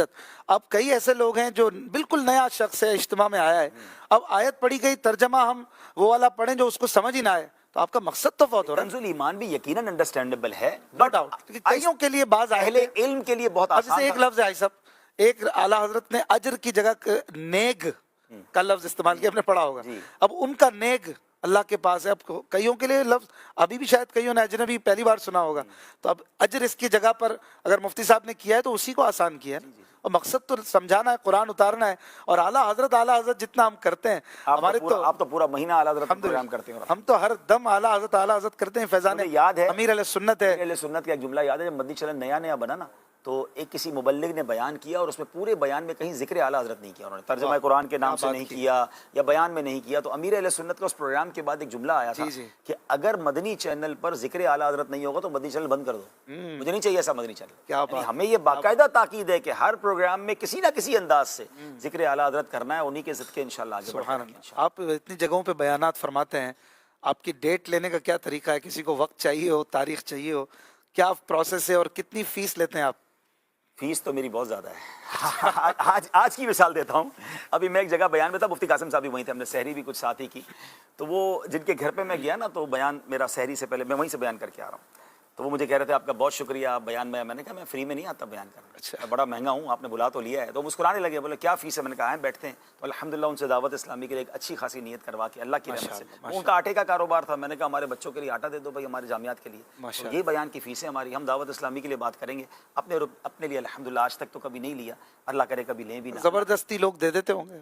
ہاں دینے کو تو دیتے ہیں لوگ، لیکن یہ کہ کوشش یہ کرتا ہوں کہ جب خاص طور پہ کوئی کیش دیتا ہے تو کیش کا ہی ہاں کیش اگر کوئی دیتا ہے تحفہ تو ایک الگ چیز ہے، لیکن کیش اگر کوئی دیتا ہے تو اب تک تو میری عادت یہی رہی ہے کہ میں انہی کو کہتا ہوں کہ آپ ایسا کریں، میرے اور آپ کی والدین کے ایصال ثواب کے لیے دعوت اسلامی میں جمع کرا دیں، یا پھر وہ ضد کرتے آپ خود ہی کئی بار جمع کرا کے میں نے دیکھا ہے سلپ بھی میرے ساتھ جو اسلامی بھائی ہوتے ہیں نا، پھر وہ جب نہیں مانتے نا میں کہتا ہوں اچھا آپ پیسے رکھیں، ان کا نام پوچھیں، انہی کے نام کی پرچی بنا کے ان کو بھیج دیں، دعوت اسلامی کو مل جائیں گے، تو یہ کوشش ہوتی ہے، اللہ پاک آسانی فرمائے۔ اللہ تعالیٰ آپ کو سلامت رکھے۔ آئی صاحب، نغمات رضا، عالم تیرا پروانہ، اصلاح اعمال، ایسے کئی پروگرام آپ نے کیے ہیں، آپ کے دل کے قریب سب سے زیادہ کون سا پروگرام ہے؟ میں شاید آپ جس کا نام لیں میں نے اس کا نام نہیں لیا ہے، نہیں میں جو لوگوں کے لیے بھی بڑا پسندیدہ اور سال کا ایک بڑا ہی مایا ناز پروگرام ہے؟ نو ڈاؤٹ نغمات رضا تو میری زندگی کا یادگار پروگرام ہے، اور مجھے اس لیے یاد ہے میں شاید دوبارہ کروں گا اس کو۔ اچھا، ہاں میری بالکل دوبارہ نہیں نئے ہے کیمروں کے ہاں، اور کیونکہ وہ ہم نے ماشاءاللہ ہمارا گیٹ اپ بھی، کیونکہ نغمات رضا میں ایسا کئی بار ہوا اشفاق بھائی کہ ایک تو پروگرام کے دوران ہمارے اسٹوڈیو میں سسکیوں کی آوازیں ہوتی تھی، اور کئی بار ایسا ہوا کہ پروگرام ختم ہو گیا، اچھا، کیمرے بند کیے اور وہیں دوبارہ نعت خوانی شروع ہو گئی، کیونکہ وہ کلام میں اتنا مزہ آ رہا تھا، ہم نے کہا اور دوبارہ پڑھتے ہیں، اور ہم کھڑے نہیں ہوتے تھے پروگرام کر کے، وہ بڑے دل سے ہوا پروگرام، وہ اتنا مزہ آیا، اعلیٰ حضرت تو کمال کرتے ہیں نا، وہی والی بات ہے اعلیٰ حضرت کی آپ بات کر رہے تھے، ہم نے وہ نیت ہی یہ تھی میری، اچھا میری نیت یہ بھی تھی کہ جیسے میں نے قرآن پاک کا ترجمہ وغیرہ ریکارڈ کیا، میں نے کہا اعلیٰ حضرت کی شاعری تو صبح قیامت تک رہے گی، تو میں کچھ اعلیٰ حضرت کی شاعری میں اپنا حصہ ملا دوں، اللہ کرے کہ ان کا نام چلتا رہے گا تو ہمیں بھی ان کا فیضان مل جائے گا، تو میری وہاں یہ بھی نیت تھی کہ آنے والی نسلوں کے لیے اردو سمجھنا بڑا مشکل ہو جائے گا، تو ہم کچھ ایسی شرح کر دیں کہ بعد میں لوگ اس کو پراپر طریقے سے سن سکیں۔ باقی ذہنی آزمائش چونکہ لوگوں کو بڑا پسند ہے، 16 سیزن ہو گئے، 16 سیزن شروع میں کچھ سال دو بھی ہوتے رہے، ایسا ہی ہے، میرا خیال 12-13 سال ہو گئے اس کو کرتے ہوئے، تو اب وہ کسی اور لیول پہ چلا گیا ہے، لیکن سچی بات ہے کہ اب میرے لیے اتنا مشکل یوں نہیں رہا کہ ٹیم ساری تیاری کر کے دیتی ہے، میں تو بس 2 گھنٹے اسٹیج پہ آتا ہوں۔ سفر جو کرنا پڑتا ہے، اصل میں سفر تو ویسے ہی میرے بہت سارے کام ہو جاتے ہیں نا، میں ساری مجلسوں کے مشورے کر لیتا ہوں، تاجران میں بیان کر لیتا ہوں، چیمبر آف کامرس میں بیانات ہو جاتے ہیں، ویسے ہی جانا ہوتا تھا پنجاب، تو اب میں انہی دنوں میں پلان کرتا ہوں، سندھ کب آؤ گے تو ذہنی آزمائش میں آؤں گا، پنجاب وہ والے شہر میں کب آؤ گے تو ہم اس کو اس طرح پلان کر لیتے، تو وہ اتنا ٹف نہیں لگتا، لیکن یہ ضرور ہے کہ ہر سال سوچتا ہوں کہ اب یہ پروگرام کسی اور کو دے دوں، کیونکہ اب کافی ہو گیا، اب کوئی اور کرے یا پھر ہم کوئی اور نام سے۔ یہ تو آپ کے دم سے چل رہا ہے ماشاءاللہ، اسپیشلی آپ کی اپیرنس جو اس میں ہے وہ اپنی ایک لوگوں کا حسن نظر ہے، اور یہ واقعی ایک بہت ہی پاپولر پروگرام، امیر علیہ سنت تو اسے کہتے ہیں سب سے زیادہ دیکھا جانے والا، اور ہے بھی ماشاءاللہ مدنی مذاکرے، اور اس کے بعد ہم کہیں گے کہ ذہنی آزمائش مدنی چینل کا وہ پروگرام ہے۔ ویسے کئی ناظرین ہمیں صرف رمضان شریف میں ہو سکتا ہے دیکھتے ہوں یا اس بار نیا دیکھنا شروع کیا ہو، تو یہ پروگرام بھی آپ ضرور دیکھیں، ذہنی آزمائش، آپ کو مزہ بھی آئے گا، عشق رسول، قرآن، حدیث، محبت صحابہ، اہل بیت، محبت اولیاء، اور ایک الگ انداز انشاءاللہ آپ کو ملے گا، اور یوٹیوب پہ بھی اس کے 16 سیزن میرا خیال ہے سارے ہی موجود ہونے چاہیے، موجود ہے ماشاءاللہ۔ کالز کچھ لے لیتے ہیں۔ میں محمد اعظم نسیم اتاری عرض کر رہا ہوں جی، جوہر ٹاؤن لاہور سے۔ عبدالحبیب بھائی کو آج ماشاءاللہ اشفاق بھائی کے ساتھ 1 to 1 ٹاک میں خوش آمدید کہتے ہیں، بڑی ہی پیاری باتیں ہو رہی ہیں اور مدینہ شریف کی باتیں ہو رہی ہیں۔ ابھی عبدالحبیب بھائی کے والد محترم اور والدہ محترمہ اللہ تعالیٰ ان کی دونوں کی کامل مغفرت فرمائے، ان کا ذکر خیر ہو رہا تھا، تو میں نے کہا میں بھی ان کی ایک بات بتاؤں۔ میری ملاقات ہوئی تھی حاجی عبدالحبیب صاحب کے والد محترم مدینہ شریف میں، اور میرے ساتھ میرا ایک بیٹا تھا ڈسیبل، تو حاجی صاحب سے جب میری ملاقات ہوئی تو وہ بچہ ویل چیئر پہ تھا، اپنی کام میں تھا، یعنی تو جب ان کو بتایا کہ یہ ڈسیبل ہے تو حاجی صاحب پھر خود آگے بڑھے اور بڑھ کر اس بچے کو بڑا پیار کیا اور بڑی شفقتیں فرمائی، یعنی اس ڈسیبل بچے کو انہوں نے بہت زیادہ محبتیں اور شفقتیں دی۔ تو حاجی صاحب سے بھی دعا ہے کہ ہمارے لیے خصوصی دعا کیجیے گا، اللہ تعالیٰ مدینہ شریف کی بات اور حاضری نصیب فرمائے۔ بہت شکریہ جی، اللہ اس بچے کو بھی شفا دے، صحت دے، اور آپ کی آنکھوں کا نور بنائے، آمین۔ کال شہری ٹرانسمیشن بہت اچھی ہے اور میں یہ پروگرام دیکھ رہا ہوں۔ عبدالحبیب بھائی آپ سے یہ سوال ہے کہ آپ کے بارے میں پتہ چلا تھا کہ آپ نے درس نظامی کیا ہے، تو آپ نے درس نظامی کہاں سے کیا، اور آپ آگے آپ نے تدریس وغیرہ کا سلسلہ کیا یا نہیں، اور اگر نہیں کیا تو اس کی کیا وجہ تھی؟ میرا خیال اس کا جواب ہو گیا ہے، دارالعلوم امجدیہ سے میں نے درس نظامی کیا، اور تدریس کا اس وقت ذہنی نہیں تھا، اس وقت کاروباری لوگ تھے، ہم نے تو درس نظامی کر لیا، اور پھر اس کے بعد دعوت اسلامی کی ذمہ داریاں ملتی چلی گئیں تو پھر اس طرف آ گئے، تو وہ موقع ملا نہیں۔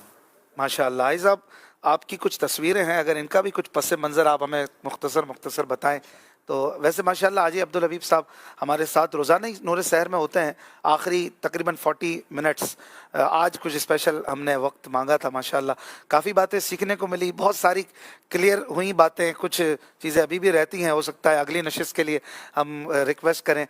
تصویر دکھائیے گا भाई साहब ये कब की तस्वीर है, आपने कोई हार पहना हुआ है, कितने साल के हैं ये आप?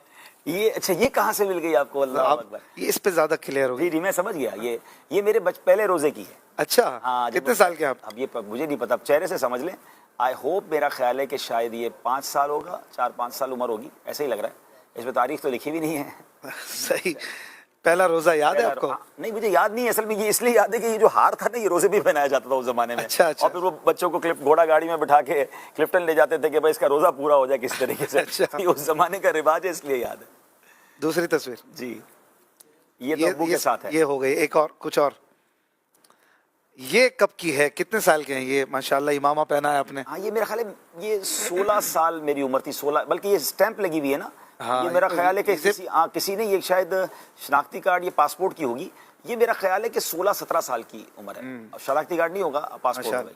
और आपने बड़ी तलाश के साथ चीजें निकाली। जल्दी जल्दी भाई, टाइम कम है। हाँ। ये कौन सा जश्न ईद मिलादुन नबी? ये ऑल पाकिस्तान मेमन फेडरेशन का, जो मुझे याद पड़ता है, ये मुकाबला नात था। और इस मुकाबला नात में मैं आपको एक और खूबसूरत सी बात बता देता हूँ कि इसमें उवैस कादरी भाई भी थे। अच्छा, माशाल्लाह, हाँ, माशाल्लाह। और उवैस भाई फर्स्ट आए थे। और अच्छा, मैं वो third मुकाबले में थे? मुकाबले में थे। अच्छा। हाँ, उनकी उम्र भी ज़ाहिर इतनी ज्यादा नहीं थी जी, ना, जी। मतलब वो मुझसे 4-5 साल ही बड़े हैं। अच्छा। वो यहाँ इसमें नजर नहीं आ रहे, लेकिन मुझे जो याद है, अच्छा, तो वो भी वो थे। तो फिर जीत गए होंगे। हाँ, फर्स्ट वही आए थे। अच्छा, उस वक्त से माशाल्लाह कमाल माशाल्लाह, पड़ा। माशाल्लाह। वो फर्स्ट आए थे और मैं थर्ड आया था, तो मुझे वो ये यहाँ पर तोहफा मिला था। माशाल्लाह। आप भी मतलब तब से नाते पढ़ हाँ, रहे हैं। मैंने कहा ना, वो छोटा जब अमीर के साथ था ना, तो जब भी मैं नाते पढ़ता था तो शौक था। फिर स्कूल में भी मुकाबलों में हिस्सा कि लिया। हमारा ये सवाल भी था कि बयान करते करते अचानक आपने नातें शुरू की और रिलीज भी हुई, और नात प्रोडक्शन जो हमारा नातों का यूट्यूब चैनल है, इस पर सबसे ज्यादा देखे जाने वाले आपके ही कलाम हैं और मिलियंस में हैं, बल्कि करोड़ों में कह सकते हैं कि एक कलाम तो माशाल्लाह 50 मिलियन प्लस हो चुका है। तो ये शौक बचपन से ही था। हाँ, मैं फिर आपने यहाँ भी, मुझे लोग कहते हैं कि ये मुबल्लिग के अंदर से नातख्वां कहाँ से निकला, तो भाई मैं नातख्वां ही था। मुझे तो नातों के लिए लोग बुलाते थे, फिर मैं बयान की तरफ आ गया तो कोई नात ही नहीं पढ़ाता था। अच्छा। आप लोगों ने फिर मौका दे दिया तो थोड़ी बहुत पढ़ लेते हैं। माशाल्लाह। और दिखाइए।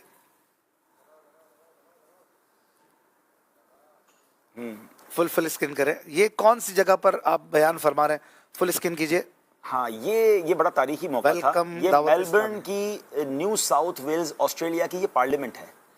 ये पार्लियामेंट में मुझे स्पीच का मौका मिला था जब मैं पहली बार ऑस्ट्रेलिया गया, और वहाँ ये हुआ कि पार्लियामेंटेरियन से मुलाकात हुई तो उन्होंने कहा कि इस्लाम के बारे में ये बहुत सारी बातें हो रही हैं, तो अच्छा। आप हमारी पार्लियामेंट में खिताब करें। अच्छा। और वहाँ मेरा टॉपिक था, Islam is not a problem of the world, Islam is the solution of the world. तो ये मैंने इंग्लिश में बयान किया था, कुछ उर्दू इंग्लिश मिला के। तो बहुत बड़ी तादाद में लोग आए थे और अल्लाह की रहमत से बहुत ज़्यादा दावत इस्लामी की भी, नेक नामी और इस्लाम के हवाले से कुछ परसेप्शन क्लियर करने की। माशाल्लाह। और दिखाइए।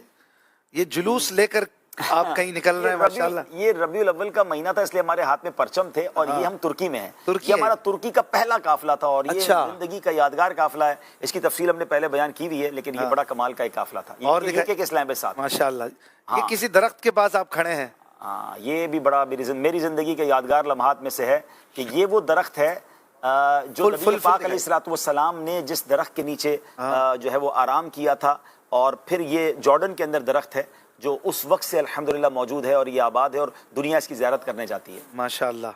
और दिखाइए। ये गालिबन आपकी वालिदा के जी कब्र वालिदा के के पास। इंतकाल के बाद जो है ना, जब मुझे याद पड़ता है कि हम हर जुमेरात को जाते थे और रात महफिल करते थे उनकी कब्र पे। वालिद ये साहब भी हैं? वालिद साहब भी साथ हैं, और हम सब जाके बैठते थे और वो नातखानी करते थे। माशाल्लाह, माशाल्लाह। अभी भी आपका मामूल है? जी, मैं माँ कोशिश बाप करता हूँ कि जब भी पाकिस्तान में होता हूँ, कराची में होता हूँ, तो हर जुम्मे हाजिरी देता हूँ। माशाल्लाह। और दिखाइए। ट्रेन स्टेशन है और यहाँ पे जमात से आप नमाज पढ़ रहे हैं, ये कुछ याद है? गालिबन ये हिंदुस्तान का है। अच्छा, हाँ, ये हिंदुस्तान का है। अच्छा। ट्रेन भी वहाँ की है। माशाल्लाह। तो ये वहाँ नमाज का टाइम होगा तो हम सब मिलके। और दिखाइए। अमीर अहले सुन्नत के साथ आपने माशाल्लाह कुछ प्रोग्राम्स इस तरह से किए थे, इसके क्या मकसद थे? और इसमें काफ़ी आपने बातें क्लियर करवाई थी। कुछ असल में इससे पहले भी मैंने एक प्रोग्राम किया। इससे पहले मेरे लिए ज़्यादा मुश्किल था। ये तो बड़े शफीक हैं मेरे साथ, पहले वैसे ही बड़ी प्रिविलेज देते हैं, लेकिन एक शायद गलत फहमियाँ, इसका नाम गलत फहमिया है। और ये जरूर देखिए मदनी चल के नाज़रीन, यूट्यूब पर है ये। 2-3 एपिसोड मौजूद हैं, आप इसको देखिए। बहुत सारे प्रॉब्लम तो आपके वहीं वसवसे खत्म हो जाएंगे। इससे पहले मैंने एक प्रोग्राम किया था, अमीर अहले सुन्नत की कहानी उनकी ज़बानी। अच्छा। वो मेरे लिए जो है ना जिंदगी का बड़ा यादगार था कि मुझे होस्ट करना था, और मेरी जो कैफियत थी मैं जानता हूँ, क्योंकि बहुत पुरानी बात है वो। जी। उसके 2-3 एपिसोड मैंने किए, फिर उसके बाद निराने शुरा ने उसको होस्ट किया, और भी मुबल्लिगीन ने किया, तो वो कंटिन्यू चला। लेकिन ये गलत फहमिया जो था ना, ये थोड़ा सा पॉडकास्ट स्टाइल था, थोड़ा सा क्रॉस चलना था। अच्छा, मुझे जो इंस्ट्रक्शन थी कि आपने बिल्कुल क्रॉस चलना है, मैंने कहा यार पब्लिक मुझे मारेगी कि अमीर अहले सुन्नत से कैसे बातें कर रहे हो, बाहर भी तो जाना है मैंने। कह रहे नहीं, जो एतराज है सारे बोलने हैं आपने। تو میں کبھی کبھی تھوڑا سا وہ ادب والا یا جس کو زیادہ تو مجھے کہا جاتا نہیں بھائی آپ اس کو پوڈ کاسٹ اسٹائل رکھے. تو میں نے کہا پھر کسی اور سے کرا لو بھائی, میں بھی مرید ہوں, میرے بھی پیر و مرشد ہیں. تو بہرحال جیسا بھی ہوا لیکن لوگوں نے اس کو پسند کیا. بہت بہت اچھا رہا. جی جی جی. یہ کسی مزار شریف پر آپ بیٹھے ہیں؟ ہاں یہ میرا خیال ہے میں نے بہت سلسلے کیے ہیں, مطلب مزارات مقدسہ اور عراق میں اور ترکی میں. تو یہ وہیں کسی مزار کا ایگزیکٹلی مجھے نہیں پتا. ماشاءاللہ. یہ آپ جگہ جہاں بھی جاتے تھے ان کی سیرت بیان کرتے تھے؟ جی ہم ہمارے زیارات مقامات مقدسہ سلسلہ ہے جس میں الحمدللہ دنیا کے 7-8 ملکوں میں ہم نے جا کر وہاں کے مزارات اور مقدس مقامات کو ریکارڈ کیا ہے. تو وہ آپ اس کو دیکھیں. ماشاءاللہ. اور دکھائیے. یہ کسی شخصیت کے ساتھ آپ بیٹھے ہیں؟ یہ ایجپٹ کا ہے اور اچھا. جو مجھے یاد پڑتا ہے وہاں کے بہت بڑے شیخ الحدیث سے ہم ان سے ملنے گئے تھے. مصر میں. ماشاءاللہ. اور دکھائیے. یہ کیا بات کر رہے ہیں آپ؟ بات تو یاد مدنی نہیں. رضا سے. میرا بیٹا ہے, ہو سکتا ہے ہم کسی محفل میں ہوں گے یا کسی دعوت میں ہوں گے تو کچھ انسٹرکشن ہی دے رہا ہوں گا, لیکن ایگزیکٹلی تو یاد نہیں ہے. چلیں آگے بڑھائیں. فل دکھائیے. یہ آپ کیا کر رہے ہیں؟ یہ کس ملک میں ہے؟ یہ بنگلہ دیش میں ہے. یہ بنگلہ دیش کی سواری ہے, سائیکل رکشہ. سائیکل رکشہ. اس کو ٹک ٹک بھی شاید وہاں کہتے ہیں. اچھا. ہمیں کہیں جانا تھا تو اب انہوں نے کہا بھائی یہ والا رکشہ ملے گا. میں نے کہا چلیں اس میں چلے جاتے ہیں. تو پتہ نہیں کس نے تصویریں بنا لی اور وہ. واہ واہ. راستے میں مشورہ بھی جاری ہے. ہاں وہ اس وقت بنگلہ دیش کی ذمہ داری رضا بھائی کے پاس تھی. تو ہم نے کہا چلیں ساتھ بیٹھ جاتے ہیں, راستے میں بات چیت بھی ہو جائے گی. ماشاءاللہ. اور دکھائیے. کوئی بیبی ہے آپ کے گود میں؟ ہسپتال ہے لگتا ہے. ہاں یہ آپ کا اپنے بیبی؟ میرے بیٹے کی بیٹی ہے یا بیٹا ہے مجھے ایگزیکٹلی سمجھ نہیں آ رہا, لیکن اس زمانے کی کوئی پکچر ہوگی جب میں اذان دینے یا ان کو گود میں لیا. ماشاءاللہ. اللہ آپ کو آپ کی فیملی کو ایسا سلامت رکھے. سنا ہے بہت بڑے محل میں رہتے ہیں, ویڈیوز بھی ہیں یوٹیوب پہ کچھ. حاجی عبدالحبیب کا محل دیکھیں ہیں. میں بھی ڈھونڈ رہا ہوں وہ محل کدھر ہے.